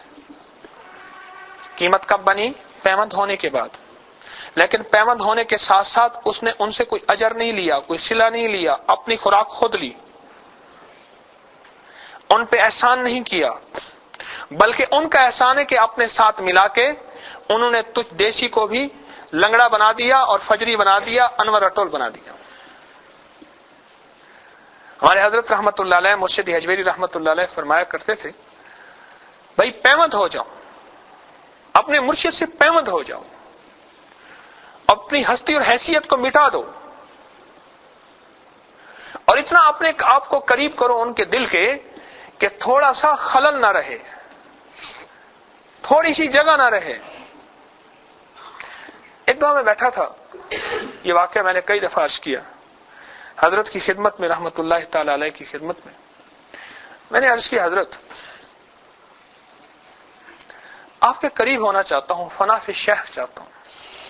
جب فنا فی شیخ ہوتا ہے پھر شک اور شبہ ختم ہو جاتے ہیں، اعتماد بڑھ جاتا ہے، پھر وساوس جگہ نہیں پاتے، پھر ہر وقت ان کے بارے میں ایک اچھا خیال، اچھا گمان، اور ان کی دل انہی کی دنیا میں جیتا ہے، انہی کی دنیا میں سوتا ہے، انہی کی دنیا میں جاگتا ہے، انہی کی دنیا کو سوچتا ہے، اور انہی کی دنیا میں دل شاداں فرحاں رہتا ہے باوجود ساری حالات کے، کہ مجھے سہل ہو گئی منزلیں کہ خزاں کے رخ بھی بدل گئے، کہ تیرا ہاتھ ہاتھ میں آ گیا تو چراغ راہ کے بھی جل گئے۔ انہی کی دنیا میں رہتا ہے دل۔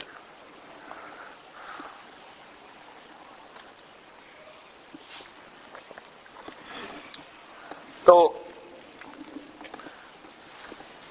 مجھ سے فرمانے لگے، بڑے عرصے کے بعد خیال آیا، فرمانے لگے اچھا ایسا کر، ان دونوں ہاتھوں کو مل ایسے۔ میں نے ملا، میں نہیں زور سے ملا، میں نے کہا حضرت وہ بہت زیادہ گرمی پیدا ہو گئی، میں نہیں ملا، اور میں نے اور ملا، میں حضرت اب قابل برداشت نہیں، اچھا چھوڑ دیں۔ بس فرمایا کہ اگر ان ہاتھوں کو دور رکھ کے ملتا کیا گرمی پیدا ہوتی؟ نہیں۔ میں کچھ قریب کر کے ملتا گرمی پیدا ہوتی؟ نہیں۔ اور میں اور قریب کر کے تھوڑا سا وقفہ ہوتا، اس کی حرارت کیا اس کی حرارت اس کے اندر منتقل ہوتی؟ حرارت منتقل ہوئی تو گرمی پیدا ہوئی نا اللہ والے۔ میں اچھا ملا دیتا اور ملتا نہ، پھر گرمی پیدا ہوتی، حرارت منتقل ہوتی؟ میں نے عرض کیا حضرت نہیں۔ بس ہم یہی چاہتے ہیں، اپنے قلب مرشد کے ساتھ ملا، پھر ملا کے مل، اور ملنا کسے کہتے ہیں؟ ان کی بار بار حاضریاں دے، ان کے لیے مجاہدہ کر، قربانیاں کر، اور بار بار ان کی صحبت کو اپنے لیے سعادت سمجھ، ان کی زیارت کو اپنے لیے سعادت سمجھ، اور پھر ان کے قریب ہوتا چلا جا اعتماد کے ساتھ۔ پھر فرمایا دو پر ہمیشہ پرواز کراتے ہیں، ایک اعتماد کا پر، ایک اطاعت کا پر۔ ہمیشہ پرندے کے دو پر ہیں، ایک پر ہے دوسرا نہیں، اپاہج ہے، اور دوسرا ہے پہلا نہیں، بیکار ہے۔ ایک اعتماد کا پر اور ایک اطاعت کا پر۔ اعتماد 100% اور اطاعت 100%، سمجھ آئے نہ آئے، عقل مانے نہ مانے، شعور ساتھ دے نہ دے، جو فرما دیا بس حق ہے۔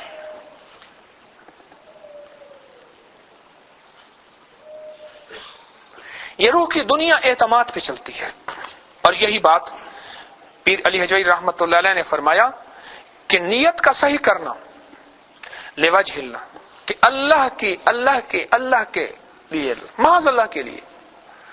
جو شخص محض اللہ کے لیے ان راہوں پہ چلے گا، وہ احترام اور اکرام، جسے عام طور پہ لفظ کہتے ہیں پروٹوکول، نہیں ڈھونڈے گا۔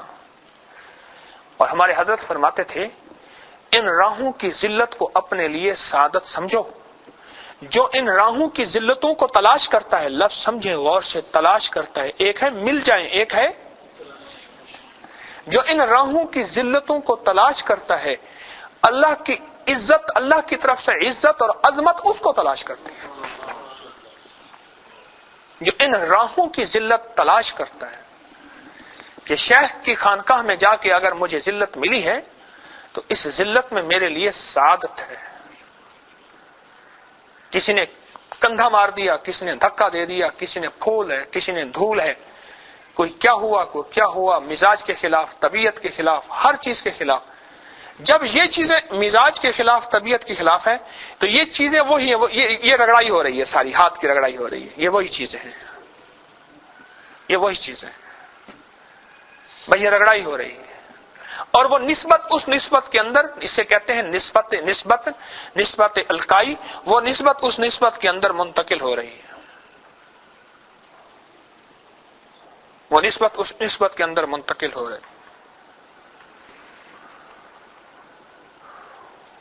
اور اس نسبت کے اندر منتقل ہونا ہی اصل ہے۔ یہ خلافت کیوں دی جاتی ہے؟ اہل کو دیکھ کے اس کو خلافت کیوں دی جاتی ہے؟ دی اس لیے جاتی ہے کہ یہ نسبتیں قیامت تک منتقل ہوتی رہیں۔ وہ جو نسبتیں صحابہ کی، انبیاء کو ملی صحابہ کو، صحابہ کو ملی تابعین کو، تابعین کو ملی تبع تابعین کو، تبع تابعین کو ملی اہل اللہ محدثین کو، ان کو اولیاء کو، صالحین کو، یہ جو سلسلہ چلا ہے سرور کونین صلی اللہ تعالی علیہ وسلم سے، یہ سارا کا سارا سلسلہ جو ہے یہ نسبتیں منتقل ہوتی چلی جائیں، منتقل ہوتی چلی جائیں، منتقل ہوتی چلی جائیں، نسبتوں کا منتقل کرنا ہے۔ اور یہ نسبتیں منتقل اس شخص کے اندر ہوتی ہیں جو اپنے آپ کو اپنے مرشد اور شیخ میں فنا کر دے، کہ مٹا دے اپنی ہستی کو، اگر کچھ مرتبہ چاہیے کہ دانہ خاک میں مل کے گلے گلزار ہوتا ہے۔ یہ ساری کے سارے باب کا آج خلاصہ یہی ہے جو میں نے آپ کی خدمت میں عرض کی ہے۔ ہمارا جو حلقہ کشف المحجوب ہے، یہ راہ سلوک کے چلنے والے راہیوں کے لیے ایک روشن چراغ ہے، روشنی ملتی ہے۔ اس راہ میں چلنا کیسے ہے؟ جمعرات کا جو درس ہوتا ہے اس میں یہ ہوتا ہے کہ راہ کیا ہے، نقطہ سمجھیں، راہ کیا ہے، انتخاب کون سی راہ کرنی ہے نا، غلط راہوں سے ہٹ کے اصل راہ پہ آنا ہے۔ جب اصل راہ پہ آ گئے تو اب چلنا کیسے ہے، یہ بھی ایک لازم چیز ہے۔ راستہ ٹھیک ہے، سب کچھ ٹھیک ہے، سڑک بھی صاف ہے اور میرے ساتھ گاڑی بھی ہے، لیکن نہیں، گاڑی تیری اپنی ہے، سپیڈ تیرے پاس ہے، لیکن اس سڑک پہ چلنے کے اصول ہیں، وہ بھی تجھے سیکھنے ہوں گے۔ سوار اور سواری کی حفاظت کے لیے بھی، اپنے لیے بھی، دوسرے کے لیے بھی۔ یہ جو حلقہ کشف المحجوب ہے، اور ہم کشف المحجوب کو سب کن پڑھ رہے ہیں، یہ دراصل یہ راہیں ہیں، یہ راہوں کو سالک نے سیکھنا ہے۔ راہ سلوک میں چلنے والا جو سالک ہے اور اس راہ میں چلنے والا جو مسافر ہے، وہ ان راہوں کو سیکھے گا، ان راہوں کو سیکھے گا، اور جب تک ان راہوں کو سیکھتا رہے گا صحیح چلتا رہے گا۔ جب ان راہوں کو اپنی مرضی سے طے کرنے کی کوشش کرے گا بھٹک جائے گا۔ حضرت مظہر جان جانا رحمت اللہ علیہ کی خدمت میں ایک بندہ آیا، اوہو،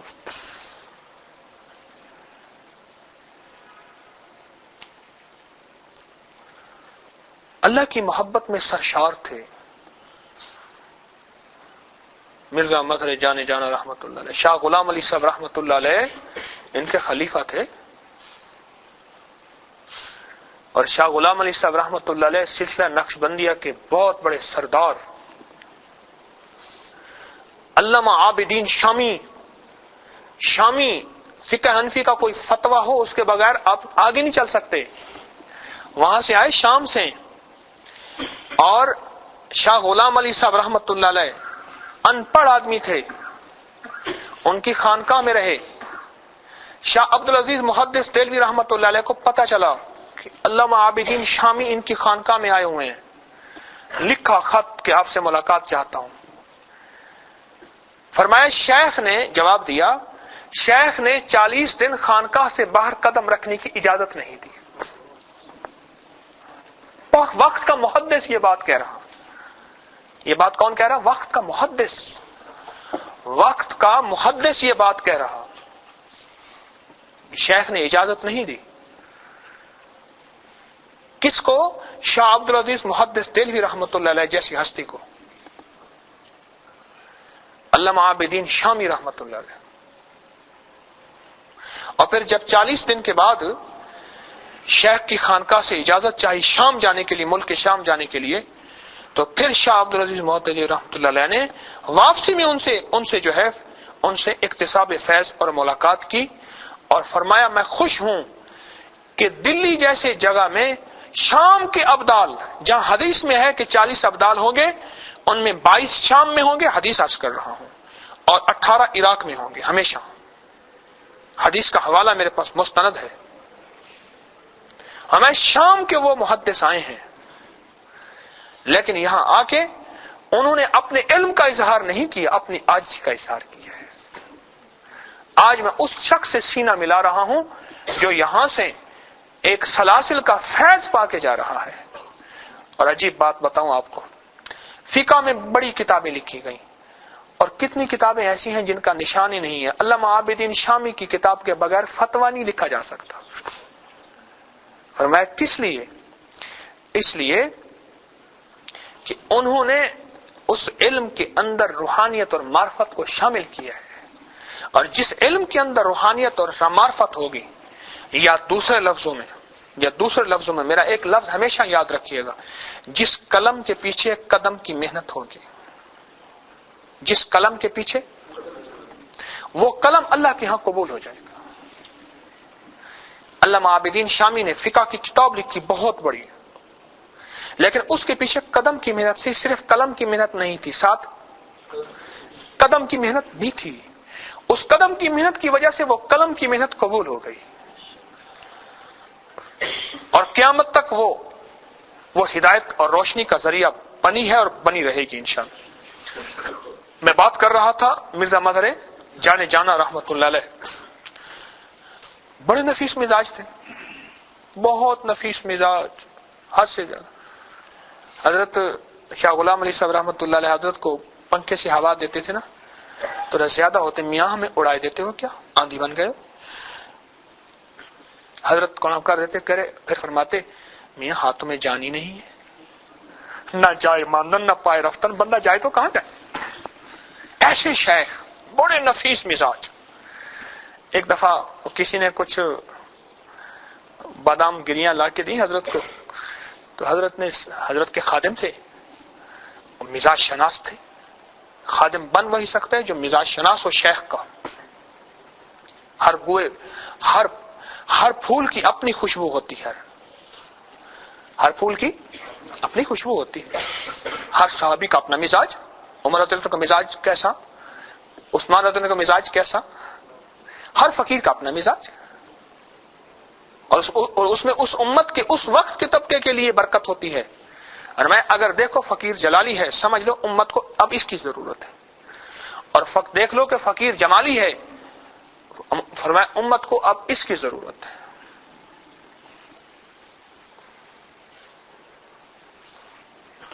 تو ایک کچھ مغزیات لا کے دیے حضرت نے تھوڑی سی کاغذ میں پوڑیاں باندھ کے دے دی۔ چند دنوں کے بعد پوچھا میاں غلام علی وہ ان کیا ہوا؟ حضرت کھا گیا۔ ارے سارے کھا گئے؟ حضرت وہ تو ایک مٹھی بار تو تھے سارے۔ کمال ہے بھائی، ہم تو ایک دانہ کھائیں اور اس ایک دانے سے ہمارا دل کی دھڑکن تیز ہو جائے، تو سارے کھا گئے۔ میں سمجھ رہے جانے جانا، ایک دفعہ رات کو رضائی کی سلائی میں ایک سلائی تھوڑی سی ٹیڑھی تھی، ساری رات نیند نہیں آئی اور مروڑ لگ گئے، سلوٹیں۔ ایک دفعہ گدے کے اندر حضرت کا جو بچھونا تھا چادر میں، اس میں سلوٹ پڑی ہوئی تھی، ساری رات کروٹیں بدلتے رہے۔ ایسا نفیس مزاج، ایسی طبیعت میں نفاست، یہ قدرت کی طرف سے تھی، کوئی نخرہ نہیں تھا۔ بعض چیزیں بعض لوگوں میں قدرت کی طرف سے ہوتی۔ تو مرزا مظہر جانے جانا ایسی عجیب انسان تھے، اور بہت بڑے مالدار تھے، اور ولایت کے شہنشاہ تھے۔ اللہ اکبر،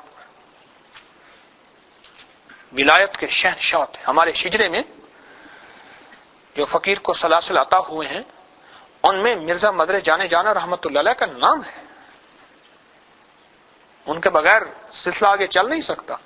مرزا مظہر جانے جانا رحمت اللہ علیہ سے سلسلہ آگے حضرت مجدد الفسانی رحمت اللہ علیہ جاتا ہے، ان سے نکل کے شاہ غلام علی رحمت اللہ علیہ اور مرزا مظہر جانے جانا رحمت اللہ علیہ، خواجہ معصوم صاحب حضرت مجدد کے بیٹے رحمت اللہ علیہ، اور حضرت ثانی رحمت اللہ علیہ، شیخ باقی باللہ رحمت، یہ سلسلہ جاتا ہے۔ شیخ کی خدمت میں ایک بندہ آ کے بیٹھا رہا. فرمایا بھائی کیا کہنا ہے؟ حضرت یہ سب چلے جائیں گے، الہ آباد کروں گا. سارے چلے گئے. قریب آ جاؤ. قریب آیا. کہ حضرت آپ کا جسم کو نورانی بہت زیادہ، آپ کے جسم میں بہت نورانیت اور روحانیت محسوس کر رہا ہوں، دل کو سیاہ دیکھ رہا ہوں. شیخ نے فرمایا اچھا نیچے سے اٹھانا، دل کو سیاہ دیکھ رہے، کون ہو؟ فرمایا میں نصرانی ہوں، عیسائی ہوں. یہ مقام کیسے پا لیا؟ حضرت نفس کی مخالفت کر کے. میرے من نے جو چاہا میں نے ہمیشہ اس کی مخالفت کی، مخالفت کرتے کرتے اب یہ مقام پا لیا کہ میں ہر کسی کے ظاہر باطن کو دیکھ لیتا ہوں شیشے کی طرح. اچھا، اب ولی کی نظر نے مرض کو بھانپ لیا. فرمایا آپ کا نفس چاہتا ہے کلمہ پڑھنے کو؟ فرمایا نہیں، میں خود ہی تو کہتے ہو نفس کی مخالفت کی تھی. خود ہی تو کہے کہ میں نے ساری زندگی نفس کی مخالفت کی. فقیر کا انداز دیکھے، حبیب خدا دے فقیراں تو صدقے، حبیب خدا دے فقیراں تو صدقے، فقیراں دے روشن ضمیراں تو صدقے، نہ دولت تو صدقے نہ جنت تو صدقے، تیری زلف دے جاں اسیراں تو صدقے، جنہ رومی جامی تے سادی نو ڈنگیا، میں انہیں پیاری اکھیاں دے تیراں تو صدقے. اب فقیر کی اصلاح کا انداز دیکھیں. فرمایا کہ دل چاہتا ہے کلمہ پڑھنے کو؟ میں نہیں، میں خود ہی تو کہتے ہو میں نے نفس کی مخالفت کی. کہنے لگا ہاں، خود ہی کہنے لگا اشہد ان لا الہ الا اللہ وحدہ لا شریک لہ واشہد ان محمدا عبدہ ورسولہ. پھر بیٹھا رہا، پھر مراقب ہو کے کہنے لگا شیخ اب میری نظر پڑی ہے کہ آپ کا قلب بھی روشن ہو گیا ہے. تو شیخ نے فرمایا وہ پہلا قلب بھی تیرا تھا، اب بھی تیرا ہے، شیشے میں اپنا چہرہ نظر آتا ہے. وہ پہلا قلب جو تھا وہ کلمے سے محروم سیاہ تھا، اور موجودہ جو قلب ہے، دل ہے، وہ کلمے سے معمور ہے. پہلے محروم تھا، اب معمور ہے، بھرا ہوا ہے. اب وہ نور سے منور ہو گیا ہے، اب وہ تیرا ہے، شیشے میں اپنا چہرہ نظر آتا ہے. ہمارے حضرت رحمۃ اللہ علیہ نے ایک دفعہ یہ واقعہ بیان کر کے فرمایا کہ اگر مرشد میں تجھے عیب نظر آتا ہے تو وہ تو تجھے اپنا چہرہ نظر آتا ہے، تیری سمجھنے میں کوئی غلطی ہے. روح کی دنیا ایک انوکھی دنیا ہے، روح کا نظام ایک انوکھا نظام ہے، انوکھا نظام ہے. اس لیے شریعت ہو اگر اور معرفت نہ ہو، شریعت ہو اور معرفت نہ ہو تو اس شریعت کے اندر علم تو ہوگا، اتباع نہیں ہوگی. امام احمد بن حنبل رحمۃ اللہ علیہ جیسا امام احمد بن حنبل رحمۃ اللہ علیہ، حضرت بشر حافظ رحمۃ اللہ علیہ کی مجالس میں جاتے تھے. اور بشر حافظ ایک وہ شخص تھے جو پہلے شراب پیتے تھے، بہت بڑے عیاش تھے. کریم نے توبہ کی توفیق عطا فرمائی، اور لدنی وحبی، لدنی کہتے ہیں اللہ نے بغیر پڑھے علوم عطا فرمائے، لدنی وحبی غیبی علوم عطا فرمائے. تو شیخ ان کی خدمت میں زانو تلمذ طے کرتے تھے، باادب بیٹھتے تھے. تو طلباء جو ہے ایک دفعہ اعتراض کر بیٹھے. حضرت وہ ان کا پہلا دور تو سارے جان کو یاد ہے، ابھی کل کی تو بات ہے، توبہ کرنے والے ہیں. ہائے ہائے. تو امام احمد بن حنبل رحمۃ اللہ علیہ فرمانے لگے ہاں بس فرق اتنا ہے کہ ہمارے پاس علم ہے، ان کے پاس عمل ہے، ہمارے پاس معلومات ہیں، ان کے پاس معمولات ہیں. میں یہ چیز ان سے لینے جاتا ہوں. اگلی بات اور انوکھی بتا دوں، امام اعظم ابو حنیفہ رحمۃ اللہ علیہ، نعمان بن ثابت جن کا اصل نام ہے، فرماتے ہیں اگر میں امام جعفر صادق رحمۃ اللہ علیہ کی مجالس میں نہ جاتا تو ہلاک ہو جاتا، کہ مجھے اللہ نے اتنے علوم دیے تھے. کیونکہ علم زیادہ ہو تو انسان کچھ دعویٰ کر بیٹھتا ہے، انسان کچھ اعتراض کر بیٹھتا ہے، انسان کوئی مقابلہ کر بیٹھتا ہے شریعت کا، فقہ کا، علوم کا. انسان اپنی دلیل دے بیٹھتا ہے، خود مجدد بن جاتا ہے. اتنے بھی دنیا کے گمراہ لوگ پیدا ہوئے ہیں، ان سب کے پیچھے کوئی رہبر نہیں تھا. یہ تاریخ بتا رہا ہوں. تو نعمان بن ثابت امام اعظم ابو حنیفہ رحمۃ اللہ علیہ فرمانے لگے اگر میں امام جعفر صادق رحمۃ اللہ علیہ کی مجالس میں، ان کی صحبت میں اگر نہ جاتا تو میں ہلاک ہو جاتا.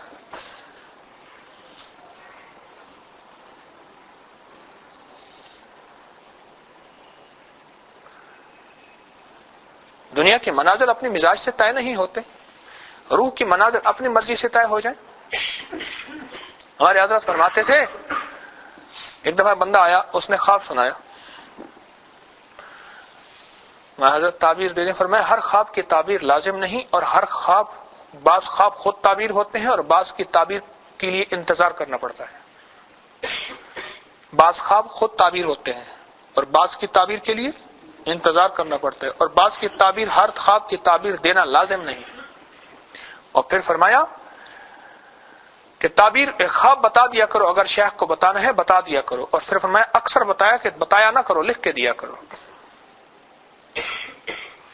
وہ تعبیر دے دیں ٹھیک ہے، ورنہ وہ اس کے اندر جو نقص ہے یا آنے والی اگر کوئی قضا اور خطا ہے یا کوئی سختی ہے، اس کے لیے اللہ سے دعا کر دیں گے یا کوئی اللہ کی طرف سے عمل کر دیں گے، اللہ پاک اس میں اصلاح عافیت فرما دیں گے. ضروری نہیں کہ ہر چیز کا جواب ہونا بھی لازم ہے.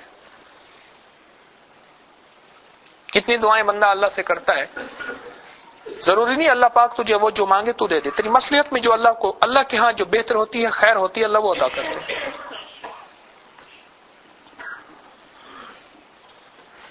تو میں عرض کر رہا ہوں، ایک ہے معرفت راہیں، ایک ہے اس کی راہوں کا سیکھنا کہ چلنا کیسے ہے.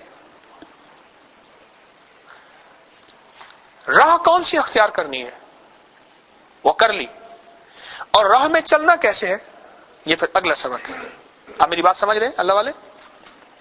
یہ حلقہ کشف المحجوب جو ہے ان راہوں کو بتاتا ہے جو ہم سب کے لیے اس کی ضرورت ہے. ہم سب کے لیے اس کی ضرورت ہے کہ راہوں میں چلنا کیسے ہے. غیب کے نظام کو غیب سے لے کے چل، تو غیب کے نظام کو آشکار ہونے سے بچا اور بچ. تیری خیر اسی میں ہے، تیرے لیے عافیت اسی میں ہے.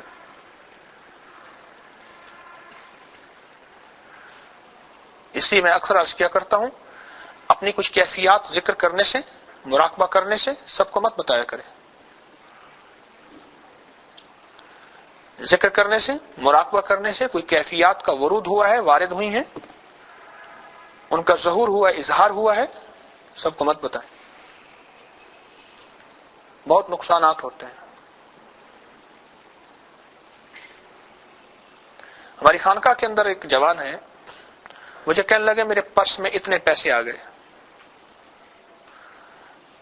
اب 1000 آ گیا، اب 500 آ گیا، یہ آ گیا، وہ آ گیا. اب میرے جی میں آیا کہ میں نے کہ اس نے اس کو بتایا ہے، لگتا یہ ہے کہ اس کا سلسلہ ختم ہو جائے گا.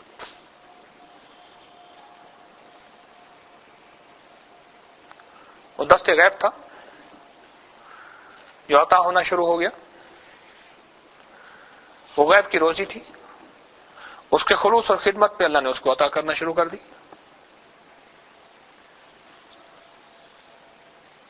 یہ غیبی نظام ہے.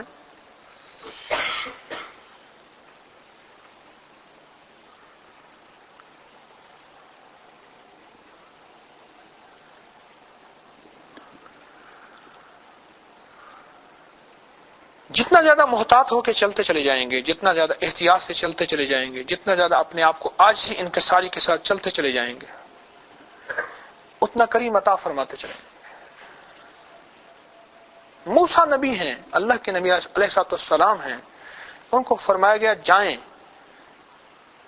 آپ نے یہ کہا ہے نا کہ مجھ سے بڑا عالم دنیا میں کوئی نہیں ہے، جائیں، جا کے سیکھیں. اور ایک واقعہ اور ہوا، جب یہ کشتی میں بیٹھے تھے نا اور جا رہے ہیں، ایک چڑیا آئی.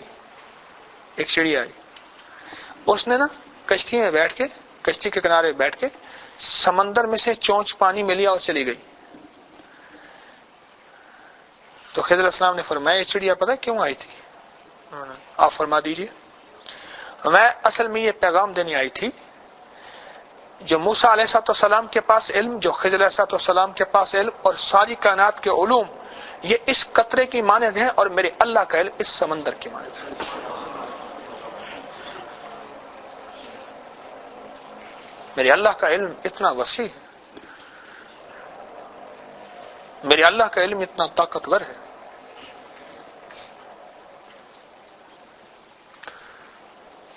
وہ غلام قادر حراج صاحب، اس دن ان کا خط آیا میرے پاس، بہت بڑے عہدے سے ابھی ریٹائر ہوئے ہیں۔ میں نے اس دن پوچھا ایک دفعہ، میں نے کہا آپ کی تنخواہ کتنی ہے؟ کہنے لگے 50,000 روپے۔ بہت بڑے گریڈ سے ریٹائر ہوئے ہیں۔ میں دوستوں کو اس دن ان کی دعوت پہ لے کے گیا، خود میں نے کہا میں نے آپ کا کھانا کھانا ہے اور آپ کے رزق سے کھانا ہے۔ ہمارے انصاری صاحب آپ بھی تھے، میاں صاحب تھے، اور کون تھے؟ آپ مولانا ولی صاحب تھے اور حضرات تھے۔ اچھا، یہ حضرات جب ان کے دفتر کے گیٹ پہ پہنچے نا، ان کو پتہ نہیں، انہوں نے دیکھا ہوا نہیں تھا، چپراسی کی شکل کا آدمی، بالکل چپراسی کا لباس اور چپراسی کی شکل کا آدمی، ایک بندہ آیا، خیر میں گاڑی سے اترا، ان کو ملا، میں نے کہا یہ ہیں۔ اتنی عقل حیران ہوئی، یہ آدمی اتنا بڑا عہدہ اور اتنی بڑی پوسٹ، اتنا بڑا گریٹ اور سکیل۔ مجھے اپنی کیفیات لکھتے رہتے ہیں، ابھی ان کا خط آیا، میں خط سامنے پڑھا تھا تو کہنے لگے میں نے خواب دیکھا کہ ایک بندہ قبر میں قرآن پڑھ رہا، دوسرا خواب دیکھا کہ قبر سے اس کو نعت کی آواز آ رہی کہ اس نے کوئی اللہ کی کملی والے کی محبت میں دل سے اشعار کہے، قبول ہو گئے، اس کی قبر سے بھی نعتوں کی آواز آ رہی۔ میں نے ایک قبر میں دیکھا تو دھماکے کی آواز آ رہی جیسے کھڈی کی ہے، ٹھک ٹھک ٹھک۔ میں نے کہا یا اللہ کوئی عذاب ہو رہا۔ فرمایا نہیں، یہ قصب حلال کرتا تھا کھڈی کی آواز سے، اللہ پاک نے وہ قبر سے آواز نکال رہے تھے۔ یہ قصب حلال کرتا تھا، اس کی کھڈی تھی، دھاگا بنتا تھا، جو لاہا تھا۔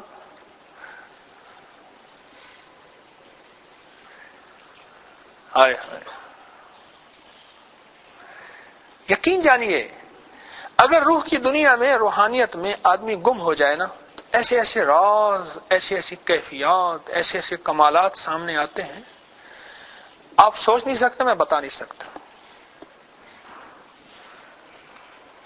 ہمیں خط موصول ہوتے ہیں کہ یہ علامہ لاہوتی پور اسراری جو جنات کا پیدائشی دوست، یہ سلسلہ چل رہا، بہت سے لوگوں کو خط میں ملاقاتیں ہو رہی ہیں، ان کی خواب میں، صحابی جو جن ہیں ان کی خواب میں ملاقاتیں ہو رہی ہیں مستقل۔ میں سوچ رہا تھا کہ یہ سلسلے خطوط کے ہم علیحدہ کریں۔ علامہ لاہوتی رحمۃ اللہ علیہ، علامہ لاہوتی کے بارے میں جو خطوط آ رہے ہیں، اب تک آئے ہیں، ان کا علامہ لاہوتی کا ایک پورا فولڈر بنائیں، ان کے بارے میں لوگ خواب دیکھ رہے۔ اور کچھ خط ایسے بھی ہیں وہ کہتے ہیں یہ سارا جھوٹ ہے، دکھ ہے، فریب ہے۔ کیوں؟ عقل کے معیار پہ ایک دیوانے ہیں، ایک فرزانے ہیں، فرق ہے۔ جو فرزانے ہوتے ہیں نا، فرزانے کہتے ہیں عقل کے معیار پہ پرکھنے والے، وہ تو کہتے ہیں نرا جھوٹ ہے۔ اور جو دیوانے ہوتے ہیں، اور دیوانوں کو بھی راہیں مل جاتی ہیں۔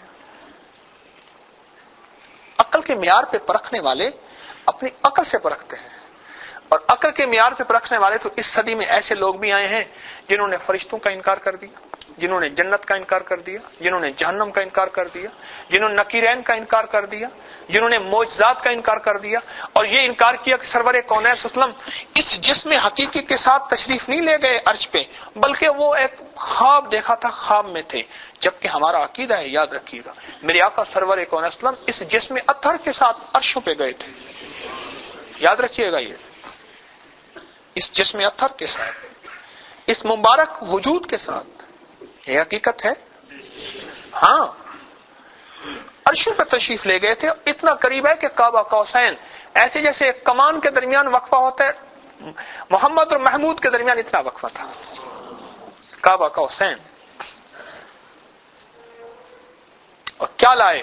اور میں التحیات للہ والصلوات والطیبات، یہ لایا، نری عاجزی، التحیات للہ محمد صلی اللہ علیہ وسلم میرے پاس آئے. ہر دوست اپنے دوست کے پاس ہدیہ لے کے جاتا ہے. کیا ہدیہ لائے؟ یہ ہدیہ لائے التحیات للہ والصلوات. اور ادھر سے پھر جواب ہے السلام علیکم ایھا النبی ورحمۃ اللہ وبرکاتہ.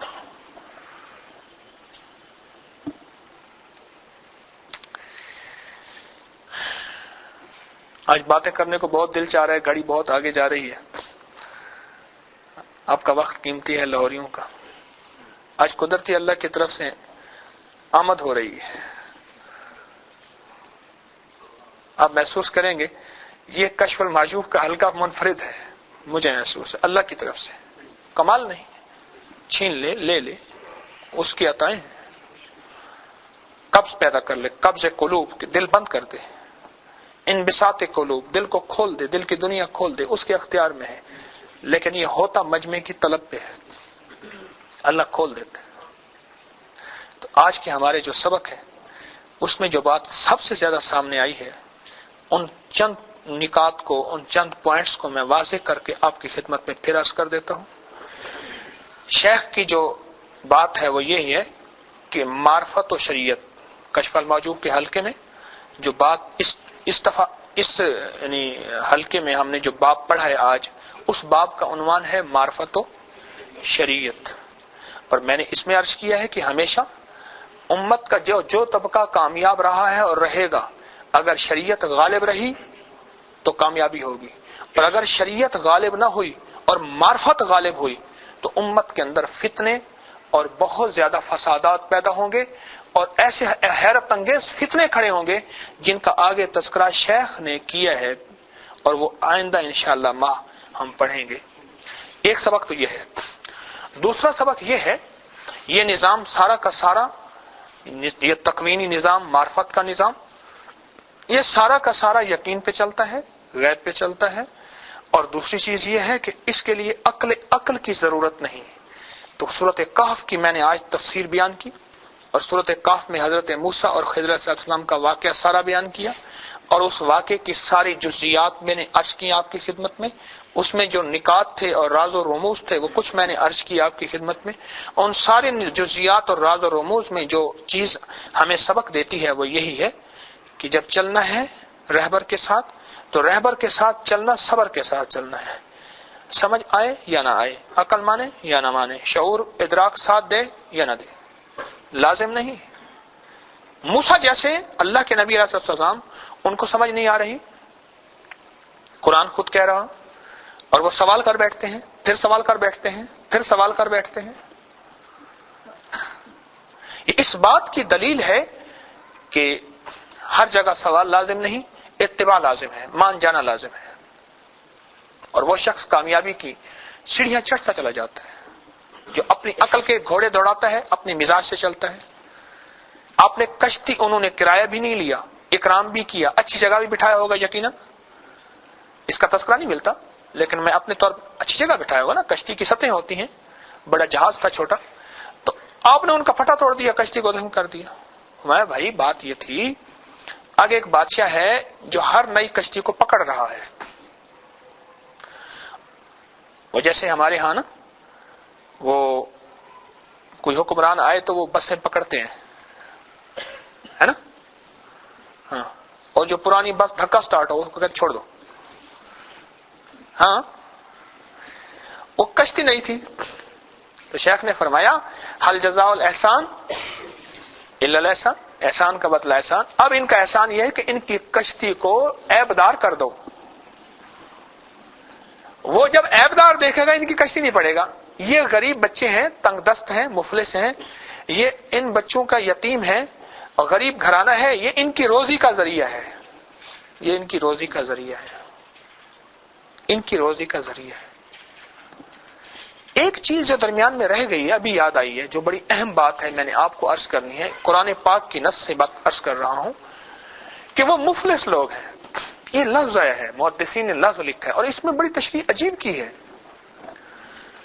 ہم مفلس اس کو سمجھتے ہیں، غور سے میری بات کو سمجھیے گا، ہم مفلس اس کو سمجھتے ہیں، ہم مفلس اس کو سمجھتے ہیں جو بیچارہ مانگنے والا ہو یا جس کا ذریعہ کچھ نہ ہو، جبکہ قرآن کی جو نص ہے اس میں جو بتایا ہے کشتی والوں کا ذریعہ تو تھا، ان کی کشتی چل رہی تھی، لیکن محدثین اس کو مفلس کہہ رہے ہیں۔ فرمایا مفلس اسے کہتے ہیں جس کے پاس ذریعہ ہو لیکن اس کے اخراجات زیادہ ہوں، تنگ دستی ہو، غربت ہو، اور اس کا گھر کا نظام صحیح طور پہ نہ چل سکتا ہو، اس کے اندر اس کی ضروریات جو ہیں زیادہ ہوں اور وسائل کم ہوں، اس کو مفلس کہتے ہیں،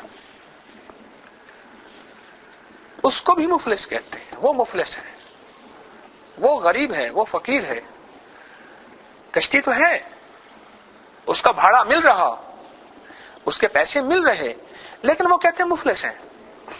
کیوں مفلس ہیں؟ اس میں اتنا نہیں مل رہا کہ ان کی زندگی جو ہے اس کا ضروریات، خواہشات نہیں، ضروریات صحیح طور پہ پوری ہو سکے، وہ بھی مفلس ہیں۔ یہ سبق ہمیں ملا، اور ایک سبق آج کے حلقہ کشف المحجوب میں یہ ملا اس ساری دنیا کو جو چلنا ہے وہ ہمیشہ غیب کے نظام سے مل کے چلنا ہے اور ایک رہبر سے مل کے پانا ہے۔ اور اس کے لیے میں نے شیخ سے ملنے کے لیے ہاتھ کے یہ رگڑ آپ کے سامنے مثال پیش کی، میں نے آپ کی خدمت میں مثال پیش کی پیوند کی، کہ ایک دیسی آم جو ہے وہ بہترین قسم کے ساتھ کیسے مل کے اپنی افزائش کرتا ہے اور آگے نکلتا ہے۔ یہ ساری مثالیں آج کے حلقے کشف المحجوب میں ان لوگوں کے لیے پیش کی جو ان راہوں میں چلنا چاہتے ہیں، اور جو راہوں میں چلتے ہیں وہ سرخ بتی کو بھی دیکھتے ہیں، سڑک کے اشاروں کو بھی دیکھتے ہیں، وہ ادھر ادھر دیکھ کے دائیں بائیں دیکھ کے چلتے ہیں، وہ سوار اور سواری کو بچاتے بھی ہیں، بچتے بھی ہیں، اپنے سوار اور سواری کو بھی، دوسری کی سوار اور سواری کو بھی۔ یہ شاہراہ معرفت پر کامیابی کا جو سفر ہے، شاہراہ معرفت پر جو کامیابی کا سفر ہے وہ ایسے طے ہوتا ہے، پوچھ کے طے ہوتا ہے، مان کے طے ہوتا ہے، اعتماد سے طے ہوتا ہے، اور انشاءاللہ اس سے زندگی کی کامیابیاں اور راہیں کھلتی ہیں، اور جو انشاءاللہ ایسے چلتا رہتا ہے میرا اللہ اس کی دنیا بھی بناتا ہے، میرا اللہ اس کی آخرت بھی بناتا ہے۔ ٹھیک ہے، کوئی سوال؟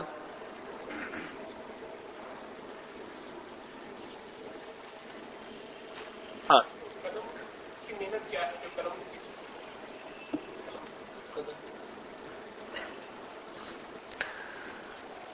میں نے علامہ عابدین شامی رحمۃ اللہ علیہ کے واقعے کے ساتھ یہ بات عرض کی ہے کہ ان کی کتاب جو ہے وہ عالم بھر کے اندر اس کو جو شہرت نصیب ہوئی، اور شہرت سے زیادہ قبولیت لفظ ہے، قبولیت ہے، جو قبولیت نصیب ہوئی اس کے پیچھے قدم کی محنت تھی۔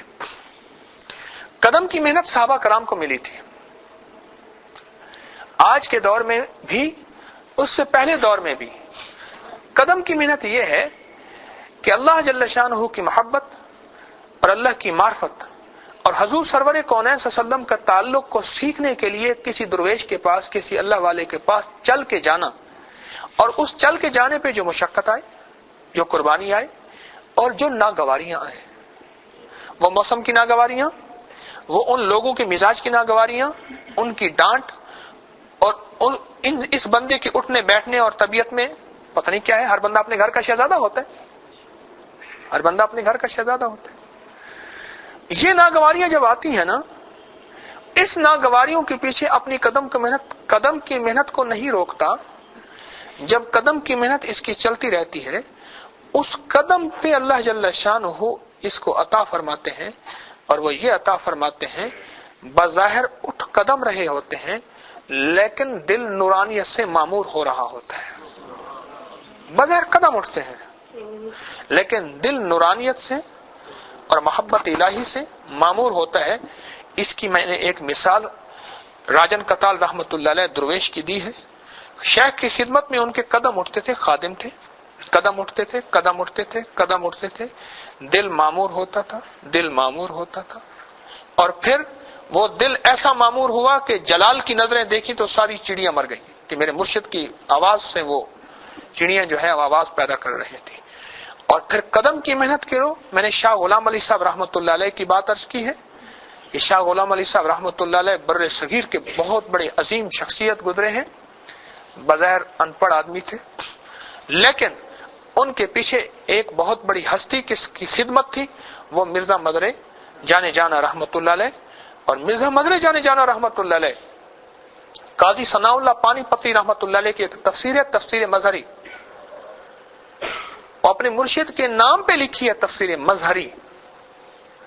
اور اس تفسیر مظہری کو لکھے ہوئے اس دور کے کئی تفسیریں، ابو الفضل جیسے لوگ جنہوں نے بے نقطہ تفسیریں لکھی ہیں، بے نقطہ، زمانے کو پتہ نہیں ہے کسی لائبریری میں وہ کتاب ہوگی یا نہیں ہوگی، کوئی پتہ نہیں. ابو الفضل جیسے لوگ، ابو الفضل ملا فیضی جیسے لوگ، اکبر بادشاہ کے درباری، کہ ان کی تفسیروں کا کوئی پتہ ہی نہیں ہے.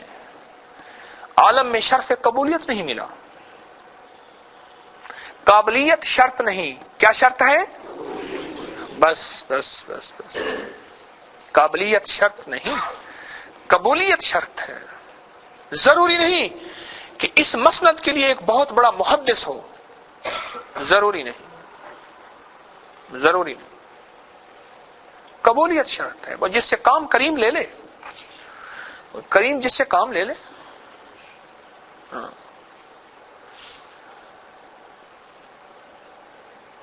حضرت کا ایک خادم تھا پیر صاحب میرے رحمت اللہ علیہ کا، اور اس کو پھتو کہتے، پنجابی میں نا پھتو کہتے ہیں فتح محمد کو نا، جس کا نام فتح محمد پھتو کہتے ہیں. خدمت کرتا رہتا تھا، خدمت کرتا رہتا. ایک درویش کا خادم تھا، درویش کا وصال ہو گیا. اب لوگوں نے کہا کہ حضرت کے ساتھ تو یہی رہتا تھا، اس سے لینا چاہیے. حج پہ گئے، اب تو ہر حاجی کے لیے بیڈ لازم ہو گیا نا. ابھی کچھ عرصہ پہلے ہم نے دیکھا کہ نیچے ہوتے تھے بچھونے بچھا کے ہر بندہ سوتا تھا. دیکھا تو سارے کے سارے بڑے بڑے ان میں عالم بھی ہیں، ان میں فاضل بھی ہیں، ان میں شیخ بھی ہیں، ان میں صالح بھی ہیں، وہ سارے نیچے سوئے ہوئے ہیں. اور بابا فتح محمد، اب پھتو نہیں ہے تو بابا فتح محمد جو ہے وہ 4 بھائی بھی سو رہے ہیں. اور بابا فتح محمد جب بولتے تھے، علوم معرفت کے وہ بحر بے قرار سمندر ہوتے تھے، علماء متحیر ہوتے تھے. نہ یہ بات کسی حدیث میں ہے، نہ فقہ میں، کتاب میں نہیں ہے ٹھیک، کہیں کتاب میں نہیں ہے کہ ہے ٹھیک، شریعت کے متصادم نہیں ہے، شریعت کو سے ٹکرا نہیں رہی ہے ٹھیک. کہاں سے آ رہی ہے؟ اسے کہتے ہیں علم لدنی، علم وحی، اس خدمت کی برکت سے عطا ہوتا ہے. اور کوئی بات؟ ایک سوال کرنا ہے کر لو، پھر دعا کراتے ہیں. حضرت خواجہ حافظ علی صاحب کے بارے میں بتا دیں کہ آپ اولیاء میں سے ہیں یا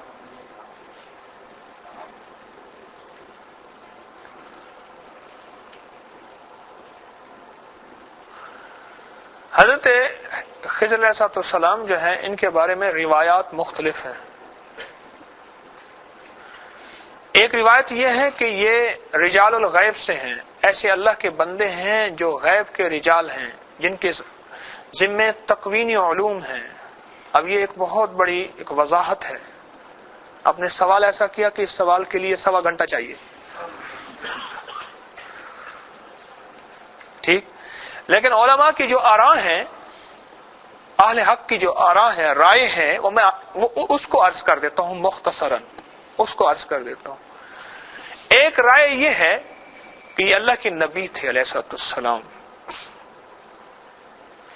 اور ایک رائے یہ ہے یہ اللہ کے نبی نہیں ہیں، اللہ کے ان بندوں میں سے ہیں جن کی عمر میں اللہ پاک نے قیامت تک برکت عطا فرما دی ہے، اور یہ قیامت تک ہر اس شخص کے لیے رہبر اور ہادی کا ذریعہ بنیں گے، رہبر بنیں گے کہ جو اس راہ سے، شریعت سے، اللہ کی محبت سے ہٹا ہوا ہوگا، اس کو اللہ پاک اگر اس کو اندر طلب ہوگی، اللہ ان کو ذریعہ ہدایت بنا دیں گے. ایک روایت یہ، ایک رائے یہ ہے، روایت نہیں رائے، کچھ اہل حق کی ایک رائے یہ ہے. اور ایک رائے یہ ہے کہ یہ اللہ کے نیک بندے تھے، ایک خاص وقت کے لیے تشریف لائے، کچھ لوگوں کو اللہ پاک نے ان کے ذریعے فیض پہنچایا، اور اس کے بعد اللہ نے انہیں حسب ترتیب واپس بلا لیا. یہ مختلف آراء ہیں، مختلف رائے ہیں. جن لوگوں کو تجربہ ہوا ان کی ہستی سے، ان کی شخصیت سے، انہوں نے اس کی رائے پیش کی. اس رائے کے اندر جو اس کی مزید تفصیلات ہیں انشاءاللہ کبھی میں آپ کی خدمت میں عرض کروں گا.